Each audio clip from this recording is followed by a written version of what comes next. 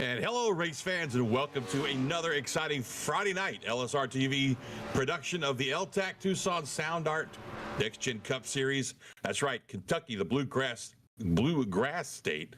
My name is John Mushton. Down in the production booth at the moment, we have Mason Heimbaugh until Mason gets fed up with my crap, and then he'll probably walk out. I'm kidding. Let's hope that doesn't happen. Anyway, weather tonight, looking at 79 degrees. Partly cloudy, a little bit of a wind. It's not going to be any kind of effect on these cars out here.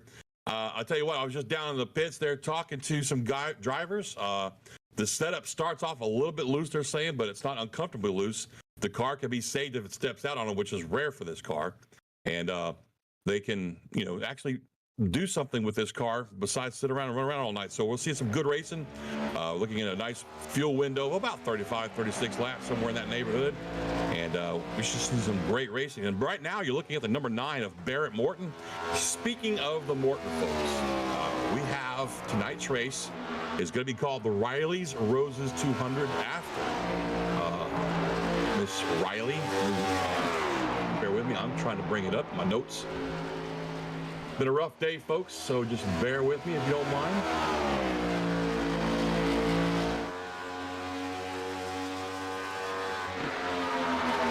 There we go. It opens up. It's the fightcf.cff.org.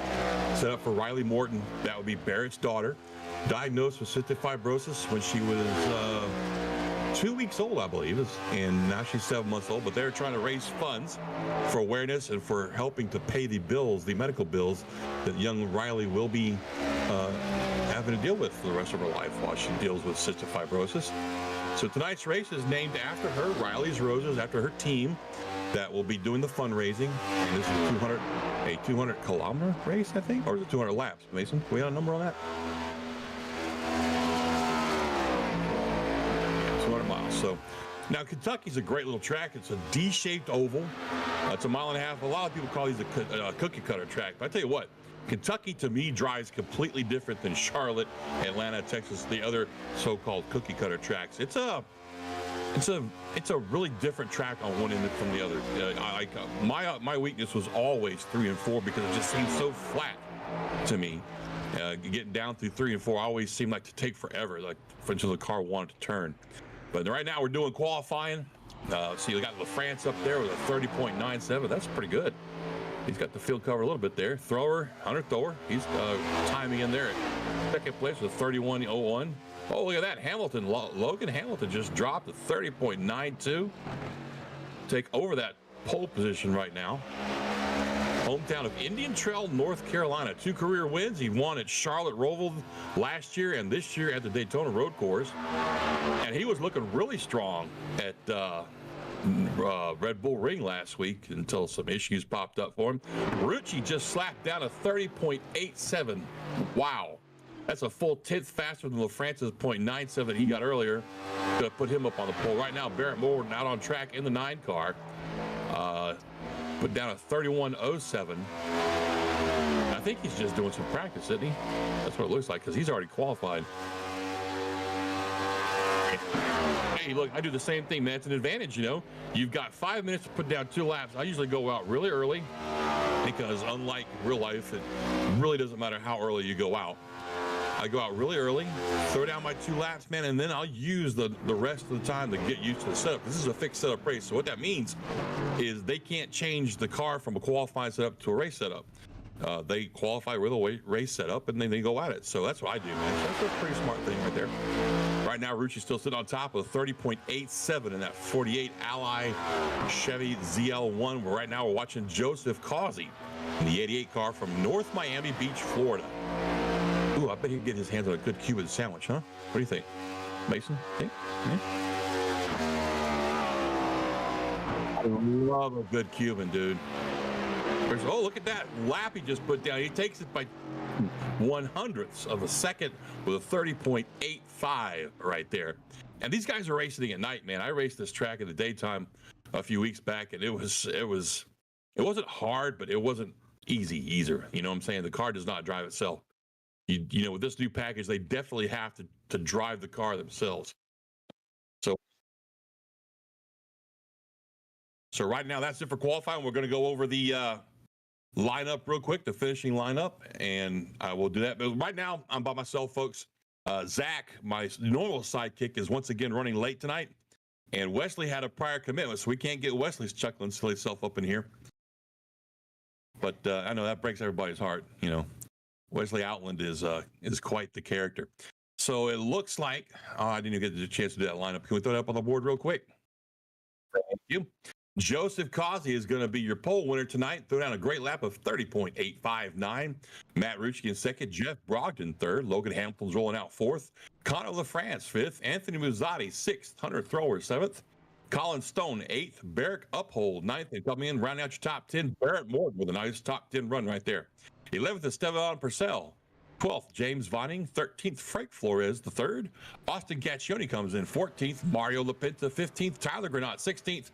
Jeremy Berger 17th. Richard Springer comes in 18th. And I believe that is all we have running tonight is 18 cars on track. Is that correct, Mason? Sorry about that. 19th will be Patton Gale and Ryder. I still have no idea how to say his last name. Sroof comes in. We'll have to get somebody to verify that for us, folks. So we're going to take a small break real quick while these guys do their warm-up. And then when we come back from the warm-up, they'll be doing the national anthem.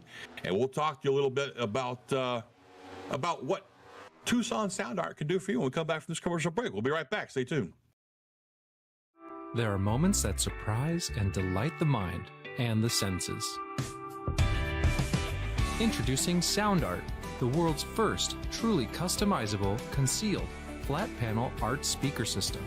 A revolutionary combination of incredible sound delivered from your most meaningful pictures. When art and technology intersect, there is a seamless blend of creativity and function. Come alive in the streetlight, pulling at the stars in the moonlight. Every time I feel you close. With Sound Art, anyone can print their own artwork or pick from numerous licensed artwork that we have. The possibilities are limitless. Enjoy beautiful and amazing sound throughout your home. The entire surface of your artwork generates incredibly robust sound.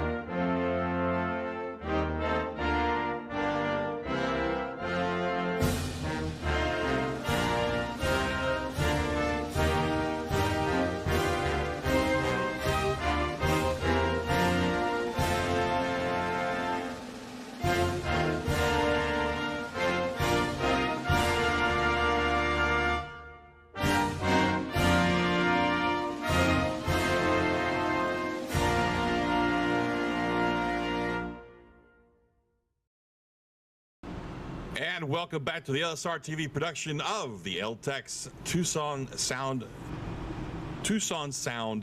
Next Gen Cup Series. Sometimes that's such a mouthful to say, especially when your tongue is swollen from biting on. Oh my goodness. What you see now, folks, these guys are rolling down the road to get a feel for pit road speed and then check out where their pit road box might be at. This is something the guys do every week. So while they do that, let me talk to you about Tucson Sound Art. Tucson Sound Art is the sponsor for the Cup Series, and they have a unique and entirely new and enjoyable way to listen to music in your home. Uploading and making your own images and pictures into Sound Art is as easy as 1, 2, 3. Everyone who looks at the picture will wonder where the great sound is coming from. A single charge will last days and gives you the ability to truly go wireless with no power cables. Sound Art looks good in any room in the house, from the front room to the back room. Speakers are powered by batteries and receive audio via a Bluetooth connection, meaning nobody will even know that the art they're looking at is actually the sound they're hearing. Tucson Sound Art is a great idea for friends, family, and business associates. Learn more. Pass by www.tucsonsoundart.com. That's www.tucsonsoundart.com. Tonight's lucky draw winner, and we apologize for missing last week, but tonight's going to be Mr. Pattengale down there in the 19th spot. What happens is if Robert wins the race, he gets 3 additional bonuses towards the championship fund, championship points things, excuse me. So that'll come in real handy if he happens to pick up a win tonight. But he's got a lot of road ahead of him, starting back there in 19th spot.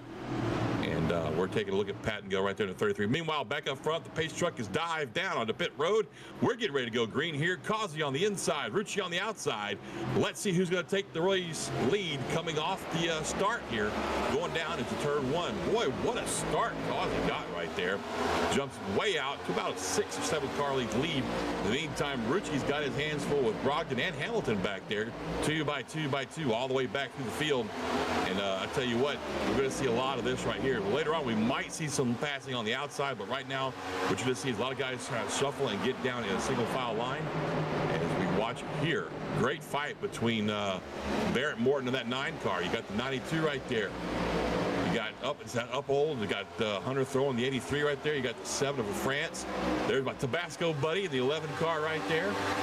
That's Mr. Brogdon. I love the look on that car. I really do. Kind of makes me want some buffalo wings, though, to be honest with you. So they straight around it. What we're talking about. They're going to try and just maybe get single file here and ride this thing out. We got a lot of laps to go. We've got 134 laps to go, 200 miles. And as I say that, you see the 9 car make a big pass down there on the inside of the 43. That's for a shot all the way down to 9th. Got Purcell now kind of sneaking in there behind him. The 16th trying to sneak in behind him. I think the 43 is just really hoping that he can get down behind somebody here as quickly as possible in that Toyota Camry. Try to get in line here and not lose any more spots. That, or maybe he's just trying to get the high line to work. I don't know. I wasn't much of a high line back myself, to be honest with you. Meanwhile, back up front, it's sort of single file. All the way back here to, let's see, who is that? The 49 of Muzzatti. Duke there with Hamilton. Yeah, that's 4th and 5th place right there. Behind them, you got the 7 car of France. Behind him, Hunter Thrower. 4 laps in the books now. And we were talking pre-race here. These guys can go about 35 to 37 laps on fuel, somewhere in there. Maybe a little bit longer if they take it really easy going through the turns. I saw one guy stretch this out almost, I couldn't even tell you, I think it was like 40-something laps just through killing the motor as they go through the turns. It wasn't this league. It was just no. Actually, it was today. I was racing today at Dover in the trucks, and this guy went 75 laps on fuel. I'm still amazed by that. But anyway, I digress. We've got a great battle right here. I'm seeing this outside line come in a lot quicker than I thought it would. As we watch right here, we wired along with Anthony Muzzatti momentarily there, fight with Hamilton down the inside. He just seems like he gets a much better run coming up off the turns right here on the outside, able to maintain his momentum just a little bit more, and probably even use a little bit of a draft help right there from the guys in front of him. That Tabasco car up there of the Brogdon in the 11, who's up to 3rd now. Go Tabasco! Woo. I'm a little bit biased for that, folks, because I live doing the stealth mode right there. That's no bueno. I live about maybe 15-20 minutes away from the actual Tabasco plant where Tabasco sauce is made. It's a staple down here in Louisiana where I live.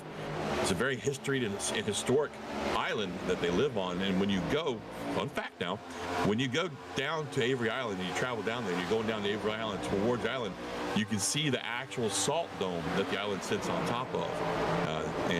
It's pretty cool, man. A great little place, a lot of history behind it. You've got the jungle gardens down there that you can go and tour. So if you're in Louisiana, make sure. We got a caution on track. Let's see. I'm hearing from the booth that it's fighting down there in the 333 car and possibly Schroof. Pattengale's in the pits too. What's up with that? Let's see, here we go. Oh, he gets real loose right there. He's fighting it, loses it. That is heavy contact right there. That's gonna sting a little bit. That's gonna wind up taking him down pit road. He's gonna have to get some damage fixed. Possibly gonna be low on power. Cause he catches the pace car going down to the 3-year. Let's see what we got here.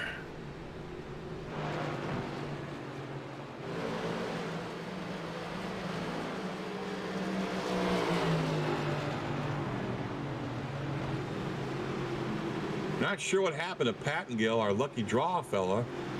He didn't wreck or anything. He just pulled off into the pits.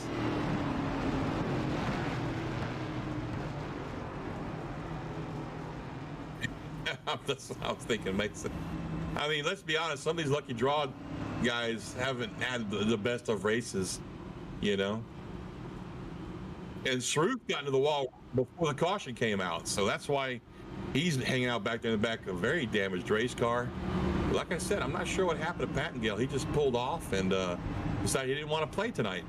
And we got some folks on pit road right now. Springer's on pit road. Let's see, the 13's on pit road. Who else is on pit road? We've got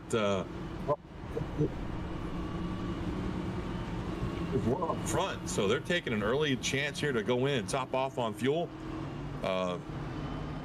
You know, maybe take tires. I didn't see anybody take tires though. Right now, Springer and Shroof are still in the pits. I think Springer took 4 tires of fuel. Shroof is getting damage fixed, I'm pretty sure. Pattingale still, again, don't know why he's in the pits. Wow, look at this car. This is the 58 we're looking at of Shroof right here. That was heavy right side damage he took. I saw him, but he didn't bring out the caution. The guy that brought the caution out was the 333 of Vining, who stayed out. Whoa. What? Guy that hits the wall head on stays out. That's fascinating. And these guys do, if I'm not mistaken, Mason, they do have a quick repair. One, right? All right, we've got it from race control. Pattingale is doing a start and park tonight. Apparently he's got prior commitments, so he used a start and park just to make sure you get a little bit of points there. It's not a bad idea. Mason, are you able to pull folks up? Why don't you pull Pattingale up for me? He's down there in the gym pop. Hey, Robert Pattingale, this is John up in the booth, man. You got your ears on? Aha. Perhaps he does not. Yeah, that would be our answer right there, folks. Okay, well, you know, hey, it was worth a try. You know, I when I used to do these broadcasts back in a while ago, we had a guy that loved to pull drivers up into the booth after they'd been wrecked out. It led for some very interesting conversations on live TV. You know, it was just what you'd expect. I talk like you're in the booth with me, Mason. I'm sorry, man.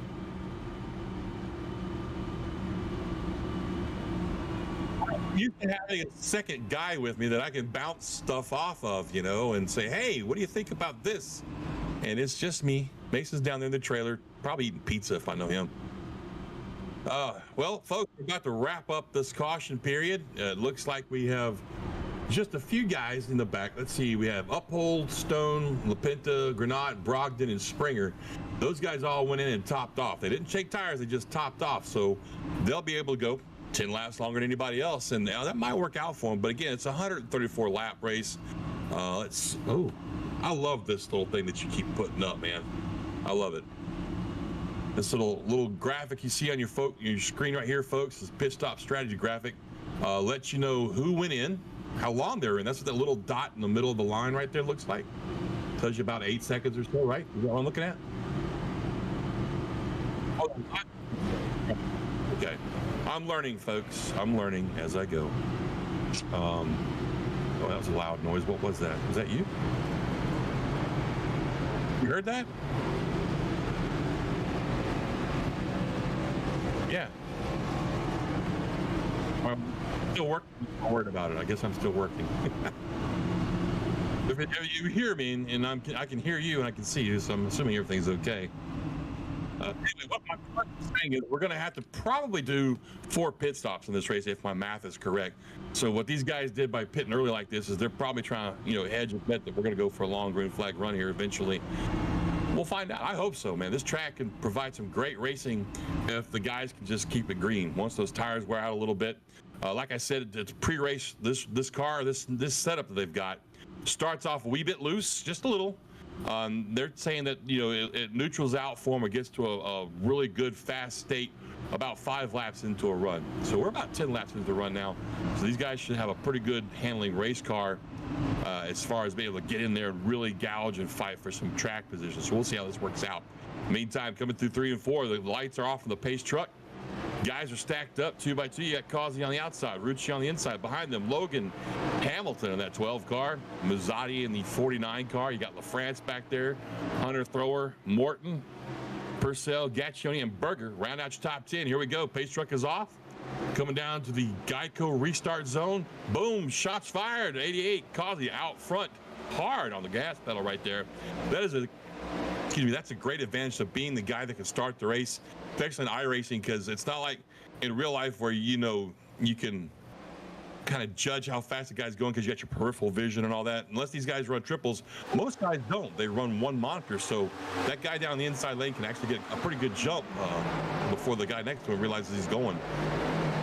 And right now we've got this is Berger in the 2 car trying to hang on to 9th. It looks like he's down there fighting with Morton in 8th. Maybe he's trying to make that pass. And like I said, this outside line's coming in a lot quicker than I thought it would tonight.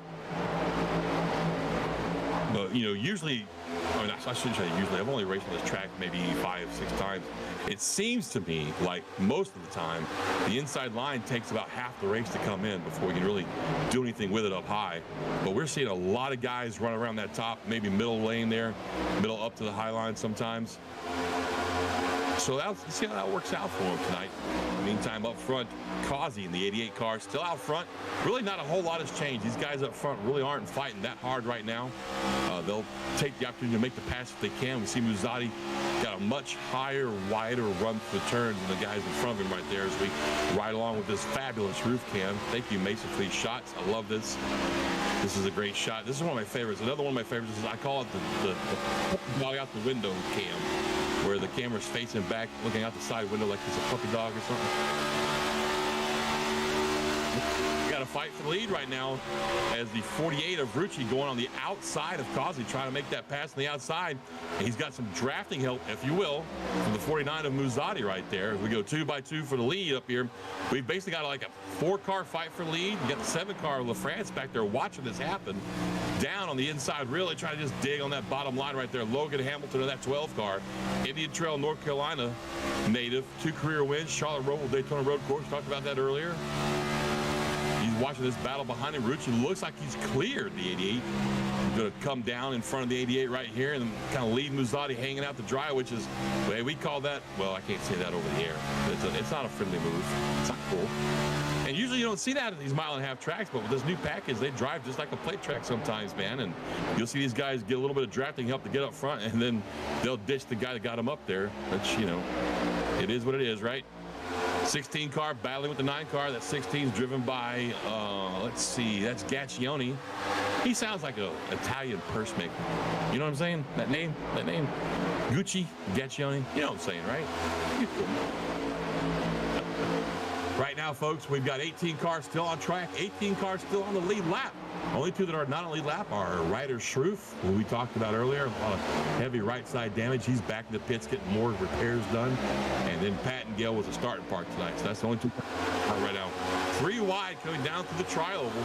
That's going to be the 57 car of Purcell fighting with Berger. I mean, man, that's all right there for 8th, 9th, and 10th right there.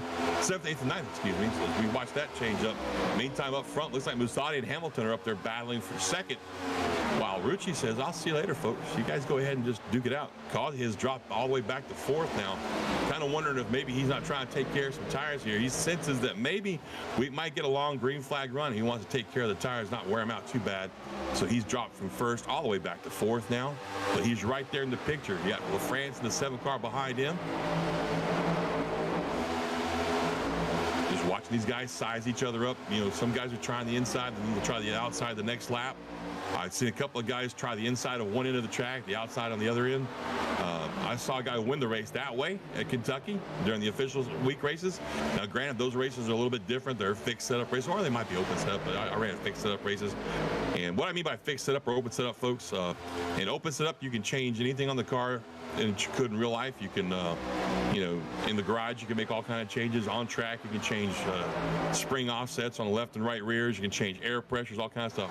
Whereas with the fixed setup, you can't change anything but the steering ratio, the brake bias, and the offset. That's it. You can't change anything else. So, it takes a lot of I look at it like this. I compare fixed setup racing to, you know, the driver has to learn how to control what he's got or drive the car he's got. Whereas with open setup racing, I can make the car work for my driving style, you know. So that's just two different ways of looking at it. In the meantime, look at this 4x4, right? 4x4, yeah. 2x2, four cars right here, racing for, I believe that's the top 10 right there. That's Berger in the 10th spot. Right in front of him, Barrett Morton in the 9, the 16 of Gatcho. We were just talking about him. Hunter Thrower with one of the most badass names I've heard of, Hunter Thrower. That's right. He'll hunt you down and then he'll throw you. That was so dumb. I'm sorry. That's Cajun humor, folks. Cajun humor right there. Well, John, I hate to interrupt you here, but I am going to be joining you up here in the booth just for a short period of time until our good friend Zach Taylor arrives here and is able to join us for the rest of our coverage. Riley's Roses 200. Go ahead, John. Myself, right? Sorry. Folks, this is Mason Heimbaugh, our illustrious producer. You said you're joining me in the booth for a little while, and I appreciate that. I just don't want everybody thinking that I'm talking to myself up here. And I say, oh, Mason this and Mason that. You're not my imaginary friend. You actually exist. Say hi. Hello, everyone, and it is good to be here, and I hope everyone is enjoying the action that we have here thus far. We're currently locked on here with Austin Gaccione in the 16 machine, currently holding on to 8th place. Look at this, 3 wide. Come out of, look at, the 16 machine. Austin Gaccione.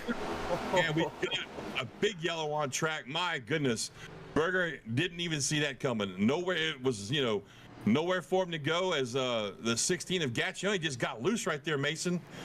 And I mean, I said this at the top of the show. These guys told me the car was catchable, but I'm not real sure what happened right here. But that was not catchable. Watch him right here. He just gets a little, I don't know, did he have a little contact? Might have been a little contact there, John. I think that might have been a little contact there between Jeremy Berger. Let's back this up here. Up a little bit right there.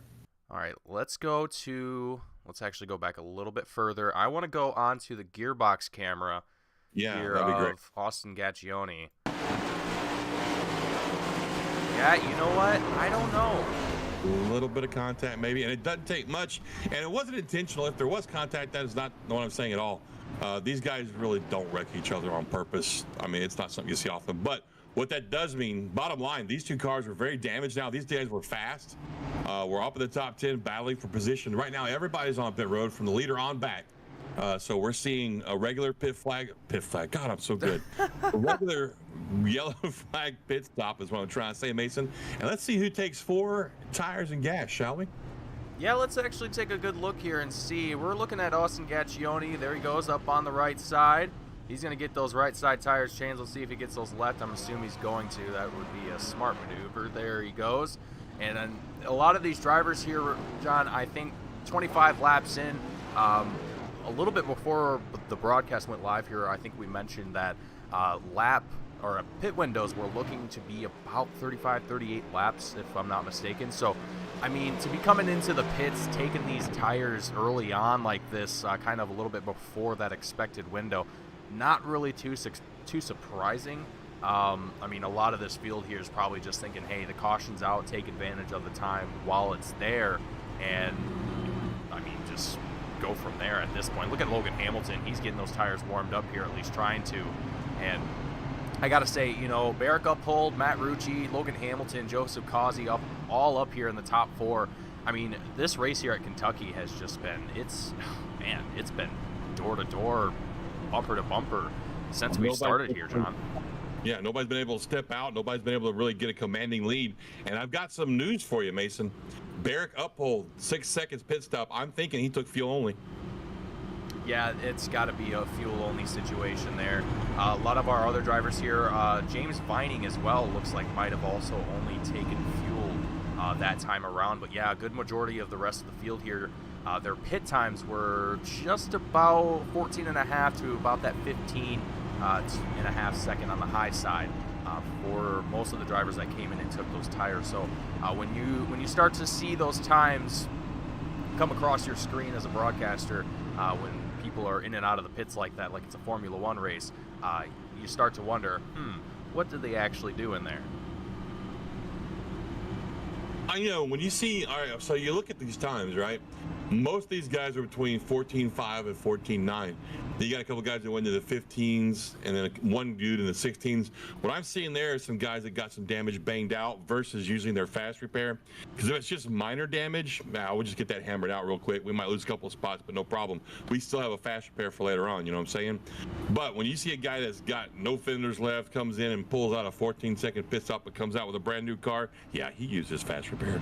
Oh, for sure. You know, and it's one of those things too, especially, excuse me, for a race like this with the L-TAC series, where you get your car beat and banged up like that, you only have that one fast repair to utilize. You know, it's kind of like a safety net, if you will, John. It allows you to be able to have that one mishap that might put you in that situation where you need to come down into the pits, you need to use that fast repair to get yourself back into the race, but it comes at a cost. You know, if you make that same mistake again, or if you know, find yourself involved in a wreck with another driver, that's it.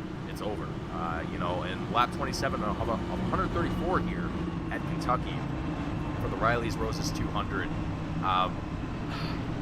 John, you know, having to utilize that fast repair this early on, it's going to be tough. Very, very tough. It makes you drive a completely different race from this point on, when you're not quite as aggressive as you would have been, you know what I'm saying? Because you know that if you make a mistake now, it's going to cost you your run. You're done. Meantime, we've got the lights on the pace car. We still have on the backstretch here. So a quick update for you there, Mason. I'm taking a look through the pit reports here, and it looks like Ryder Schroof has retired his race car, gone behind the wall. So that's Schroof and Pattengill both out. We had 20 cars start the race. We still got 18 cars in the race and 18 cars on the lead lap. So that's great news. Meantime, why don't you take us back to green here, Mason? Absolutely. So as the pace truck makes its way into turn 3 and out of turn 4, going to drop down into pit road. It's going to be Barrett Uphold, Matt Rucci up here in the front row as the green flag gets ready to fly here once again.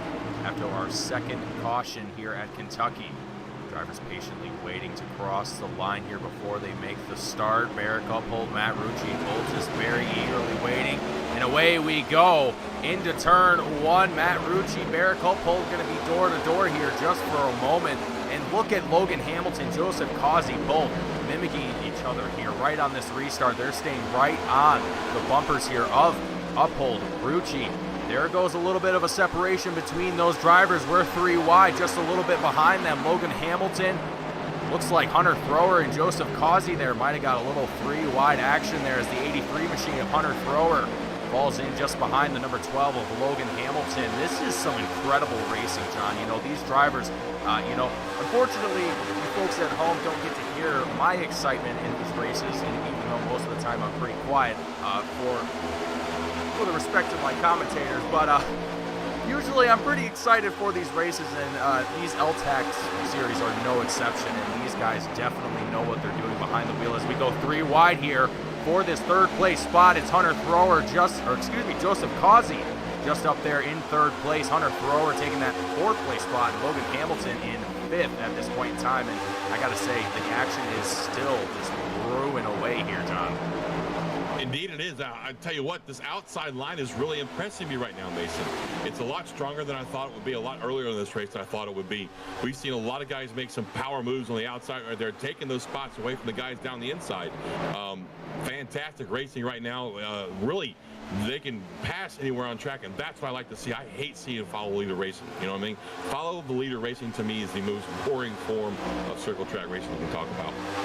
Yeah, you know, once you start getting to that single file groove and everyone's just kind of following around each other the entire race, you know, it just, from a spectator's point of view, it just doesn't make for really great racing. But when you're seeing down here on track, you know, drivers 2 wide, 3 wide, 4, 5, 6 deep, or even more, I mean, your heart's pumping as we're pumping away here. The 57 of Stefan Purcell gets a little loose as he comes out of turn 4, scrapes the wall, bumps and grinds. He keeps it stable here. We're still green flag racing as we make our way into turn 1. Purcell down into 16th place. John, that was, you know, and I've seen quite a bit of this damage to the right side of a lot of these cars here as Purcell gets a little bit loose there once again there, John. Yeah, and I tell you what, if you look at Musadi's front end, he got a hard hit into the back of the 57 car when that happened, Mason. Right as you called it, there was heavy contact between Musadi and the 57 car. I don't think it was what precipitated Purcell getting loose, but I think what happened was Purcell got loose and Musadi was nowhere to go, just destroyed the front of his car. Look at that. Now, what he's got to be careful with, Mason, is overheating right here. These cars are notorious for getting just a little bit of nose damage, and then your temperatures go through the roof. So he's going to have to keep his eyes on that. In the meantime, Purcell way back to the back, all the way back to last place, 18th right now, still falling back from that. I'm guessing he's probably got more damage than we could tell from up here. Yeah, and look at this, Brogdon as well on the 11 machine starting to fall back pretty significantly, and you can see on the right-hand side, same place that I just mentioned a little bit ago. Look at the extreme damage on the right-hand side of that 11 machine, you know.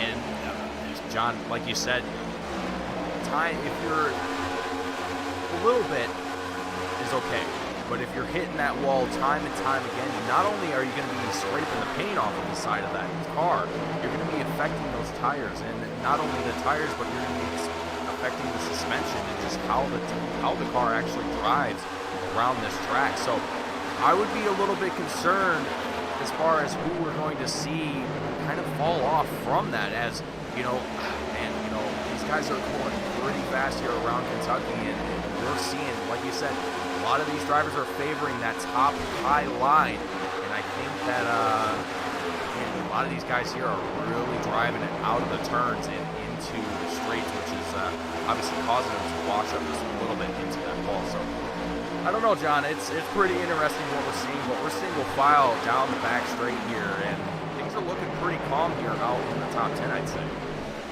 For now. For now, yeah. Oh, Purcell. Not sure what happened. Yeah, he might have spun it out here. Didn't bring out a caution, but I just seen that actually was a couple laps ago, and I just now saw it. That's my bad.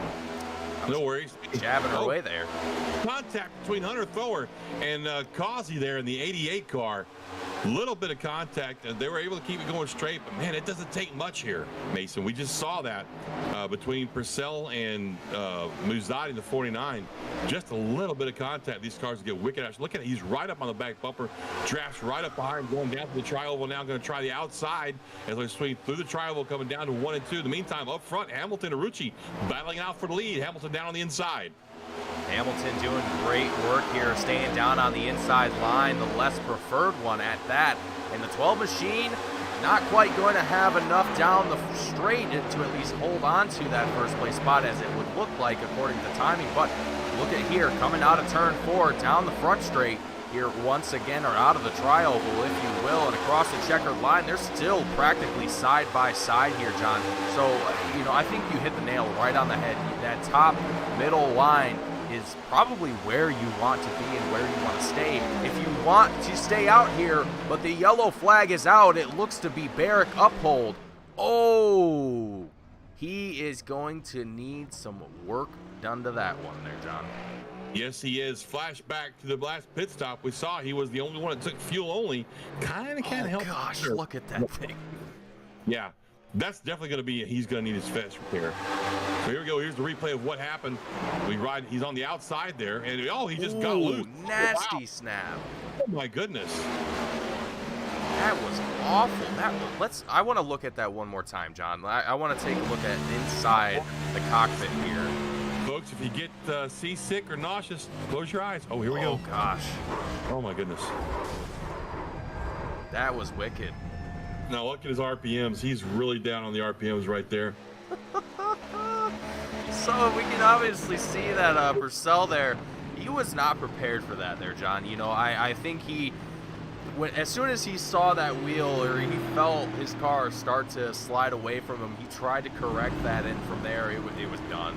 The 92 machine was basically a SpaceX rocket at that point, and was trying to go to Mars.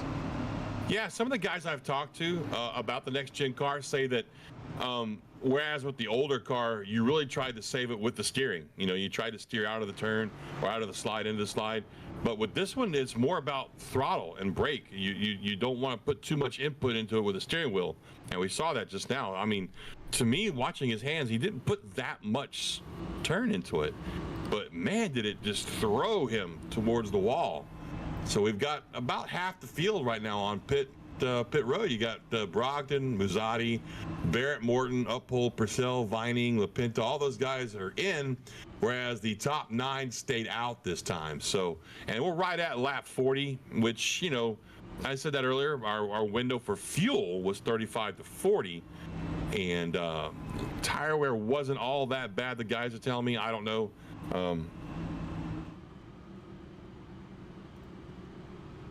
Oh, sorry. I was reading our messages from our buddy Zach. Looks like you're stuck with me for the night there, buddy. That is A-okay, John. You know, we're having a fairly good night here, I gotta say. You know, third caution of the night. It's lap 41 of 134. It's been some phenomenal racing right now. We got Matt Rucci, Logan Hamilton, Hunter Thrower up here in the top 3 at this point in time. And frankly, John, I was gonna say something before all this, and then I completely lost my point. But either way, either how, you know, oh, that's what I was gonna say. So you were talking a little bit how, you know, it didn't really look like Pattengale there really gave that car a lot of steering input, or Uphold, excuse me, a lot of input there on the wheel before he got into that spin. Now, this is a little bit off topic, but I was doing a practice in the Formula 3 cars at Phillips Island, and I ran into kind of the similar situation where, you know, you're trying to find a spot on the track and you think that you have the grip there. It looks fine. The line seems okay, and all of a sudden, you just have no grip. Your rear end just says, "I'm out. I'm done," and it's insane. It's insane to me, John. You're an open wheel guy. I can't compare with that because I avoid those cars at all costs. I'm an open wheel fan, John. I love them all. Formula cars, modifieds, you name it. If it's got open wheels on it, I'm a fan. Awesome. Well, look, real quick, something I wanted to get into before I got the race started, and I completely forgot, but this is the first time these guys have been here at Kentucky since, I believe, 2020. The last time they were at Kentucky was the third to last race of their very first season. They had 5 lead changes among 5 different drivers. Chris Lewis dominated the race, leading 125 of 134 laps. The only point he wasn't leading was pit stops. Wow. They had 5 cautions with 25 out of 134 laps being run under caution. The podium that day was Chris Lewis, your winner, Ryan Duke second, and Stephen Perriott third. And none of those guys are here tonight. That is incredible. That is absolutely, you know, and it's, sorry, John, go ahead. Oh, I was just going to say, so tonight we have a very good chance of seeing a first-time Kentucky winner. Ha-ha. For the very, very first time in Kentucky history. I'm only kidding. But for the L-TAC guys here, you know, this is pretty interesting for these guys. You know, coming here to Kentucky, let's just say it's new grounds. It's most of these guys, it is. Yeah. So for a lot of these guys, no one really has any kind of comparisons to work off of. You know, no one really can say, oh, you know, so and so did really good this season and is going to win this race for sure, or so and so did really good, you know, so on and so forth. Point being is that these guys kind of are just going into this just gonna have a fun race for the most part, but also just trying to figure out who is going to come out on top as the lights are off on the pace truck, and we are about to go green flag racing here once again as we come out of turn 4. Pace truck's going to dive down into the pits. The green flag is going to wave to the drivers here as they come across the checkered line. Matt Rucci, Logan Hamilton's out in front, leading this race. Rucci going to get on the gas nice and early, as quickly as he possibly can. Look at Causey in the 88 machine, stayed right on the bumper of Hamilton. Going into turn 1, he backs up just a little bit. They're going to be single file here in the top 5 as we're side by side here. For P, looks like P6 there is Jeremy Berger and Colin Stone. They're going to shuffle back single file as we come down the back straight here. You know, these guys have got these restarts down fairly well here, John, and I'm just loving how close and how spectacular these battles have happened here as we've progressed through this race. Oh yeah, absolutely. That restart was fantastic on behalf of Rucci right there. Still leading the race, by the way. Also, Rucci was last week's Souza Media Driver of the race. Yeah, I just wanted to put that out there. The Souza Media Driver of the race. I don't even know what he wins for that, or if he wins anything. I just know that it's one of the race notes that Nolan's always given us, and I rarely, if ever, mention it. So I'm gonna mention it one more time. Are you ready? Matt Rucci was the Red Bull Ring Souza Media Driver of the race. Over there. So, does that mean he got the most TV time, is what I'm understanding? I don't know. Maybe. Maybe it's because he was leading and won and stuff like that. I don't know what that means. I'm going to have to ask Nolan J. Rimple about that. Speaking of Nolan J. Rimple, if you folks are enjoying what you're watching at home and you want to we got a Jeremy Berger sliding sideways. I'm sorry to interrupt you there. Oh, that's fine. Wow, what happened there? Oh, and that big hit on the grass. That's going to tear up the front. Gosh, the caution's out as well.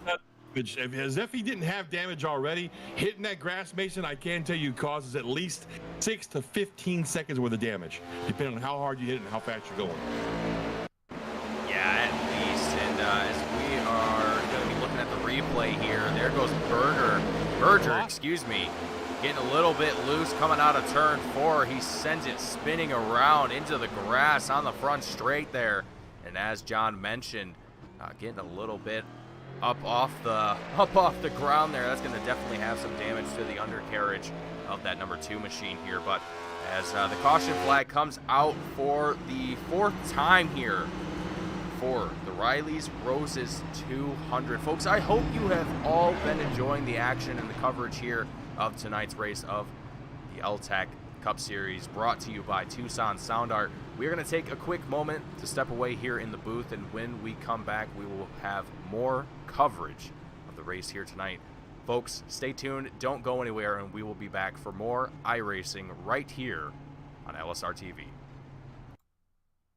There are moments that surprise and delight the mind and the senses. Squad there, and I almost shit myself. Introducing Sound Art, the world's first truly good. Customizable, concealed, flat panel art speaker system.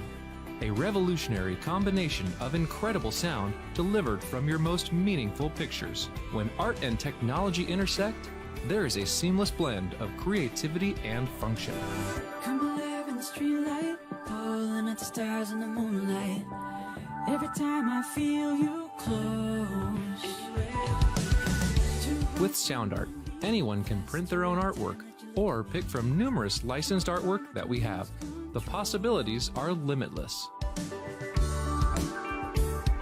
Enjoy beautiful and amazing sound throughout your home. The entire surface of your artwork generates incredibly robust sound. Sound Art is elegantly hidden behind a high-grade, textured canvas wrap, bringing together the best of sound and art. This innovative design allows for a truly invisible, high-fidelity sound experience without bulky speakers. For licensors and other businesses, we are capable of producing thousands of units per day.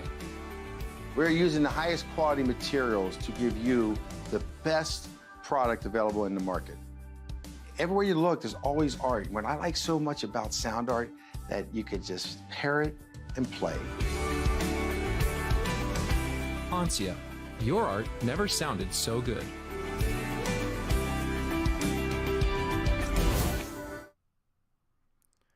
Welcome back, folks. Lap 49 of 134 here for the Riley's Roses 200, brought to you by Tucson Sound Art. Matt Rucci, Logan Hamilton, Hunter Thrower going to still be in our top 3 here, as we're still behind the pace truck. Just about 1 or 2 laps left to go before we see the lights go back off, and we're back to green flag racing here. And like I was mentioning to John, it has been phenomenal racing here tonight, through and through at Kentucky. And for a lot of these drivers, I don't think any of them are really have any plan or any idea of how this race is going to end or how it's going to finish. I guess I just said the same thing twice there, but you know what? You get the point. Anyway, anyhow, John, why don't you take us back to green here and kind of give us your thoughts on how you think at this point in the race these drivers are going to handle the rest of it all the way until the checkered flag. Tires is what wins a race, Mason. Absolutely, 100%. That was my Harry Hyde impression. Well, I think if we see the long green flag runs that normally get produced at this track, tires is what they're going to be concerned about. They're going to be concerned about keeping the tires on the car, trying not to wear them out, but at the same time, the competitive side of you doesn't want to give any spots up to anybody for any reason. So they've got to balance that out with, with trying to keep the tires under the car for as long as they possibly can, because we're only on lap 50. We're not even halfway yet. We've still got 85 laps to go, 84 when we come back to the green here. And, they've got, I don't even know how many sets left, because we've seen everybody duck down pit road and take full tires at least twice. So we'll see how it goes. My bet, though, is we're not going to see a whole lot of change between the aggression levels up front. We've seen Rucci, Hamilton, Thrower, Causey, and LaFrance all getting up there and duking it out. LaFrance is not been quite as aggressive as I would have expected him to be tonight. He's just kind of been hanging out, but at the same time, he's not giving anything up. He's not giving any kind of positions up right now. So he's just kind of like hanging out there right there where he's at in that Sunny D car. Now I want some orange juice, damn it. Hey, take us back to green while I get some OJ, man. Time for some orange juice, but it's time for some green flag racing here as the pace truck is down back into pit road. It's Matt Rucci, Logan Hamilton going to be side by side here. And interestingly enough, it's Rucci down on the inside here. Actually, that's not too interesting. He's done that time and time again here. As we're going back to green flag here, Rucci with a very impressive start here. It's going to be Logan Hamilton trying to find the pace and speed that he needs to catch back up to the door of that number 48 machine of Matt Rucci, and it looks like he's even starting to take some notes from that 48 machine, getting up on that high line, trying to stay up on the top as much as he can here, not really trying, but really, I think Logan Hamilton here, he is just trying to do whatever he can to get past that 48 machine. Yes, he is. I absolutely agree with you on that. Oh, wow. What's that noise? Is that my mic? My mic is feeding back. Can you hear that? I fortunately cannot hear it over here on my end, so hopefully the folks at home can as well. But I'm assuming that if I can't hear it, they can as well. So I think all is well. But John, I think you should.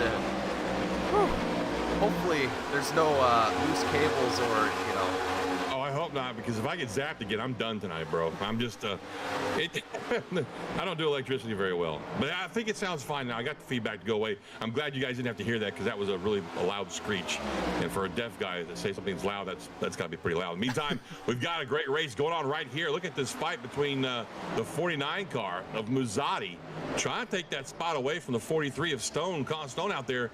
They've been duking it out, Mason, pretty much since the green flag went back down that restart, and they're doing that all in the mirror of LaFrance right there in the 7th. So he's got to be wondering himself, do I need to pick up my pace and get away from these guys or what?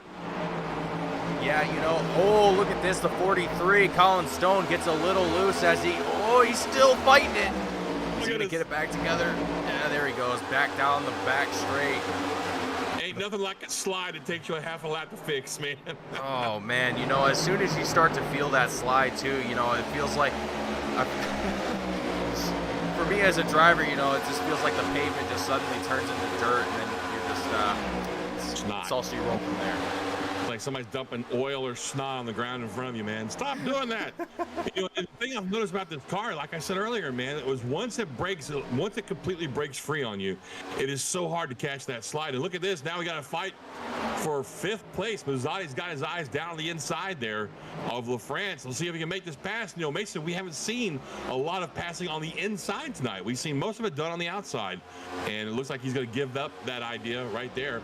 But as I was saying, when this car really does break free. It's so hard to save it with just the steering wheel input. You've got to get off the throttle a little bit, maybe tap the brake a little bit, and do it all in such quick succession without making any mistakes. But that was a fantastic save we just saw right there out of Stone in that 43 car. I mean, that thing was breaking loose for an entire turn. Yeah, you know, and it's when you're, as a driver, when you're put in that situation and start to feel that slide happening, I mean, really it all depends on the severity of it. I mean, some drivers are able to recover it early on before it starts to happen. You know, in sim racing, John, and for the folks at home that aren't too familiar, I mean, I know you, John, are personally familiar with sim racing, obviously, but I'm not talking about sim racing, Mason. well, John, let me educate you here a little bit.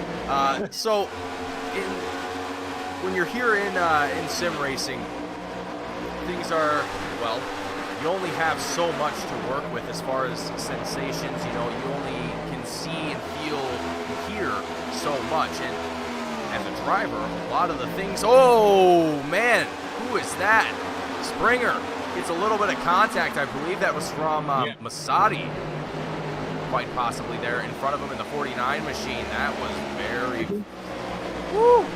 You know, and that save right there is another good example of, you know, being able to feel when the car is getting away from you. So, and that's something that it's very hard to kind of model for sim racers. You know, you don't exactly have four wheels and an engine sitting underneath you.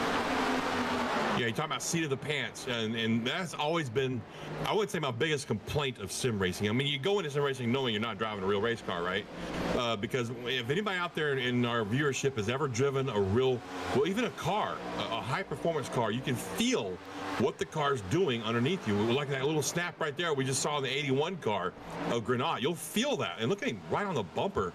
Is he going to push this guy out of his way? He's just on a mission. Grenade is just, he is just, let's actually ride on board inside the 81 machine. I just want to take a moment to just see the throttle input, and this is insane. I wish we could see the throttle and brake inputs. That would be amazing. Actually, stand by one moment. We might be able to here. Nope, that's not exactly what I'm looking for. Let's see if that's, so not exactly what we're looking for, but it gives you a little bit of an idea of how fast we're going, what gear that we're also in. You can also see that on the dashboard, on the car itself in front of us. But, you know, 150 miles an hour here as we come out of turn 4 out of the tri-oval. That was sideways right there. Did you see that? That was incredible. Absolutely incredible. I did not mean to walk on your brother. Sorry You're about fine. that. But I thought, I mean, when you can see the guy's door number, that's not good. Yeah, if you're the guy, if door number, that's not cool, dude. if you're the driver behind him, you know, and you start to see that door number start to appear a little bit more clearly than it was just a second ago, yeah, you start to hit that brake just a little bit harder. And that's another thing too, you know, when you get put into a situation like that where you have a driver start turning sideways in front of you, a lot of new drivers, to whether it's oval racing or road course racing, it doesn't matter what series it is, you know, they panic. You know, they wanna slam on that brake, you know, they wanna lock up the tires, and what happens when they do that is they just do the same thing that the guy in front of them is doing. They're starting to spin themselves.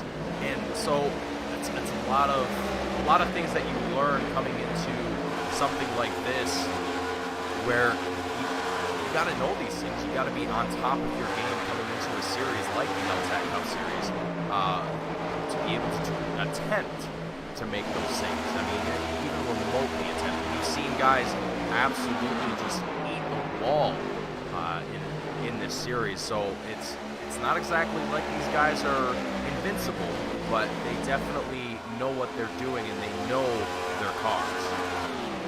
Absolutely. I couldn't agree with you more on that. I mean, and it's like we touched on earlier in the broadcast, saving this car, there's so many decisions you have to make in a tick. Not even a full second, I mean a microsecond. You have to decide, am I going to try and go around this guy to the bottom, to the high side? Is he going to lose it? Is he going to save it? Do I need to hit the brakes? If so, how hard? I mean, there's so many things that go through your mind in that little span of a microsecond right there. Look at this, a battle for 3 wide right here. Berger on the outside, Stone on the inside, LaFrance the sandwich meat, and they work it out. But look at this, diving down to the tri-oval. Down the inside is Berger, who we saw sliding through the grass. Looks like he went in, took his fast repair. All of his damage is fixed. And we watch this battle taking place on track. He's got a train now passing him up. The 7 does of LaFrance, falling all the way back to 9th. Now he's looking to fall all the way back to 10th. I'm wondering if he's just trying to save his tires and just give some spots up there. Mason, what do you think, bud? Well, that's a perfect time to bring up our pit stop strategy graphic that we have here on the bottom right-hand side of your screen at this point in time. So looking at it at this moment, you can see our top 5, Rucci, Hamilton, Causey, Thrower, and Gaccione, all going to have been on the same set of tires and the same bit of fuel since lap 24. Just beyond them, it's Jeremy Berger going to be in at lap 47. Behind him, Springer in at lap 40. We also have Stone and Granat also in at lap 24, as well as, I believe, LaFrance. So, you know, right now, this is kind of an interesting point in the race here, John, I think, where we have a lot of different strategies being played out right here. And some of them, you know. Berger, Sorry? Oh, Berger just lost a few spots real quick there. We're trying to figure out where he went to. Oh, we're watching him right now, the number 2 machine. I don't exactly know what happened there for a moment, but we're looking at right at him now. He's down on pit lane. He's coming down into the pit, so I'm not sure exactly what happened here for Berger in the number 2 machine, but he's coming down here lap 69 of 134. I don't think he's exactly starting the pit cycle here, John, but I think Also, yeah, we got a few drivers coming in pits. Rucci, Hamilton, those guys are going to be pitting any minute now because they've been on track now for 34 laps. We talked about this. Pit windows between now and 38 laps. Here comes the 7 car. LaFrance is on pit road. Rucci's on pit road. Hamilton's on pit road. Gaccione, yep, our leaders are all coming down pit road right now. Didn't mean to cut you off there, buddy, but it's happening. Green flag stops are happening. It's all right, you know, and I had a feeling they were to be coming up here soon, and I've been corrected by Diggler in the broadcast chat. It's Berger, like the hamburger. I don't know why I've been saying it like Berger. I believe it's because there is a local dealership around me that has Berger as the name, and I keep getting the 2 mixed up. Anyway, anyhow, we are still got drivers out here on the lead lap. It's Tyler Granat, Richard Springer, Mario Lapinta, James Vining, all going to be out here. Tyler Granat out here, last time he came into the pits was lap 24, so he's going to be coming in here probably this next time around. But with pit cycle starting here, John, this is pretty interesting how this field is going to start to shuffle and shake around here. And for the drivers that were up in front here, Matt Rucci, Logan Hamilton, Austin Gaccione, I'm not exactly sure what the play here is, John. This is really interesting to see. Well, I'll tell you what, Causey was on pit road for 55 seconds. So I'm wondering if he wasn't getting some damages fixed or maybe he got 55, he got a speeding penalty. That's what that was, a 55-second pit stop. He had a speeding penalty. That's 40 seconds for that, isn't it? Yeah. 40 seconds. Yeah, that's, you know, and it's when every second counts, 40 seconds seems like an eternity. Oh, look, he's 2 laps down now. So yeah, and this is a green flag pit stop. You can't screw up like that. So here we are past halfway, and he's on what could be considered a very important pit stop. Maybe not the money pit stop, but very important pit stop because they're gonna have to do at least one more. They can go all the way to lap 105 here, so they're gonna have to do one more pit stop after this. So, and to get a speeding penalty, which I'm almost 100% sure is what happened, because under green flag conditions, when you speed on pit road, it's a 40-second penalty, and it hurts. Oh God, I've had so many of those, Mason. Oh.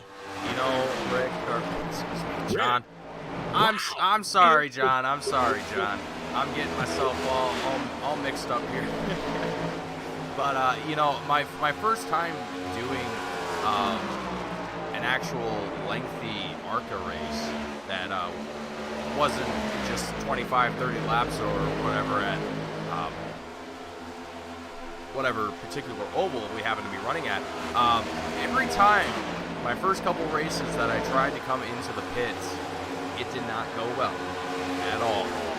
I either completely missed my stall, or I came in a little bit too hot, got a speeding penalty, or I forgot to turn off my tires, so that way I only took fuel and ended up staying in the pits longer than I wanted to. So yeah, been there, done that, and it's a learning experience. See, I race with a thing. It's called the Digital Race Engineer, or DRE, and it's a voice attack module that you can set up on voice attack, so you can talk to it. Say, DRE, how many laps are left? What's my I rating going to be? What's the weather? It gives you all kind of info, and if you set it up correctly, you can actually run your pit stops. So one time, I told DRE no tires. Not only did he give me tires, but he changed the air pressure on my back tires. He was just making sure you're all good. Imagine my surprise when, first off, my pit stop went so long. I went from third, I was running third at the time, all the way back to 19th. And then when I came out of the pits, my car was so tight. OMG, let me tell you. But anyway, I digress. Morton, we see that 92 car out there. Yes, folks, you're not hallucinating. He's got basically a brand new car. We call that the fast repair. These guys get one of them per race. And it's like Mason touched on earlier in the broadcast, you can either use the fast repair to completely fix your car, come out with a brand new race car, which in his case wasn't a bad idea because he didn't have a front end, a back end, or two fenders. And in some cases, you can, if you got minor damage, you just let the pit crew hammer it out. So it's I guess, Mason, it could be a cursing, but it could also, a cursing, yes, John, a cursing. It could be a curse or a blessing, depending on how you look at it. Yeah, I think it just depends on what your situation is at the time.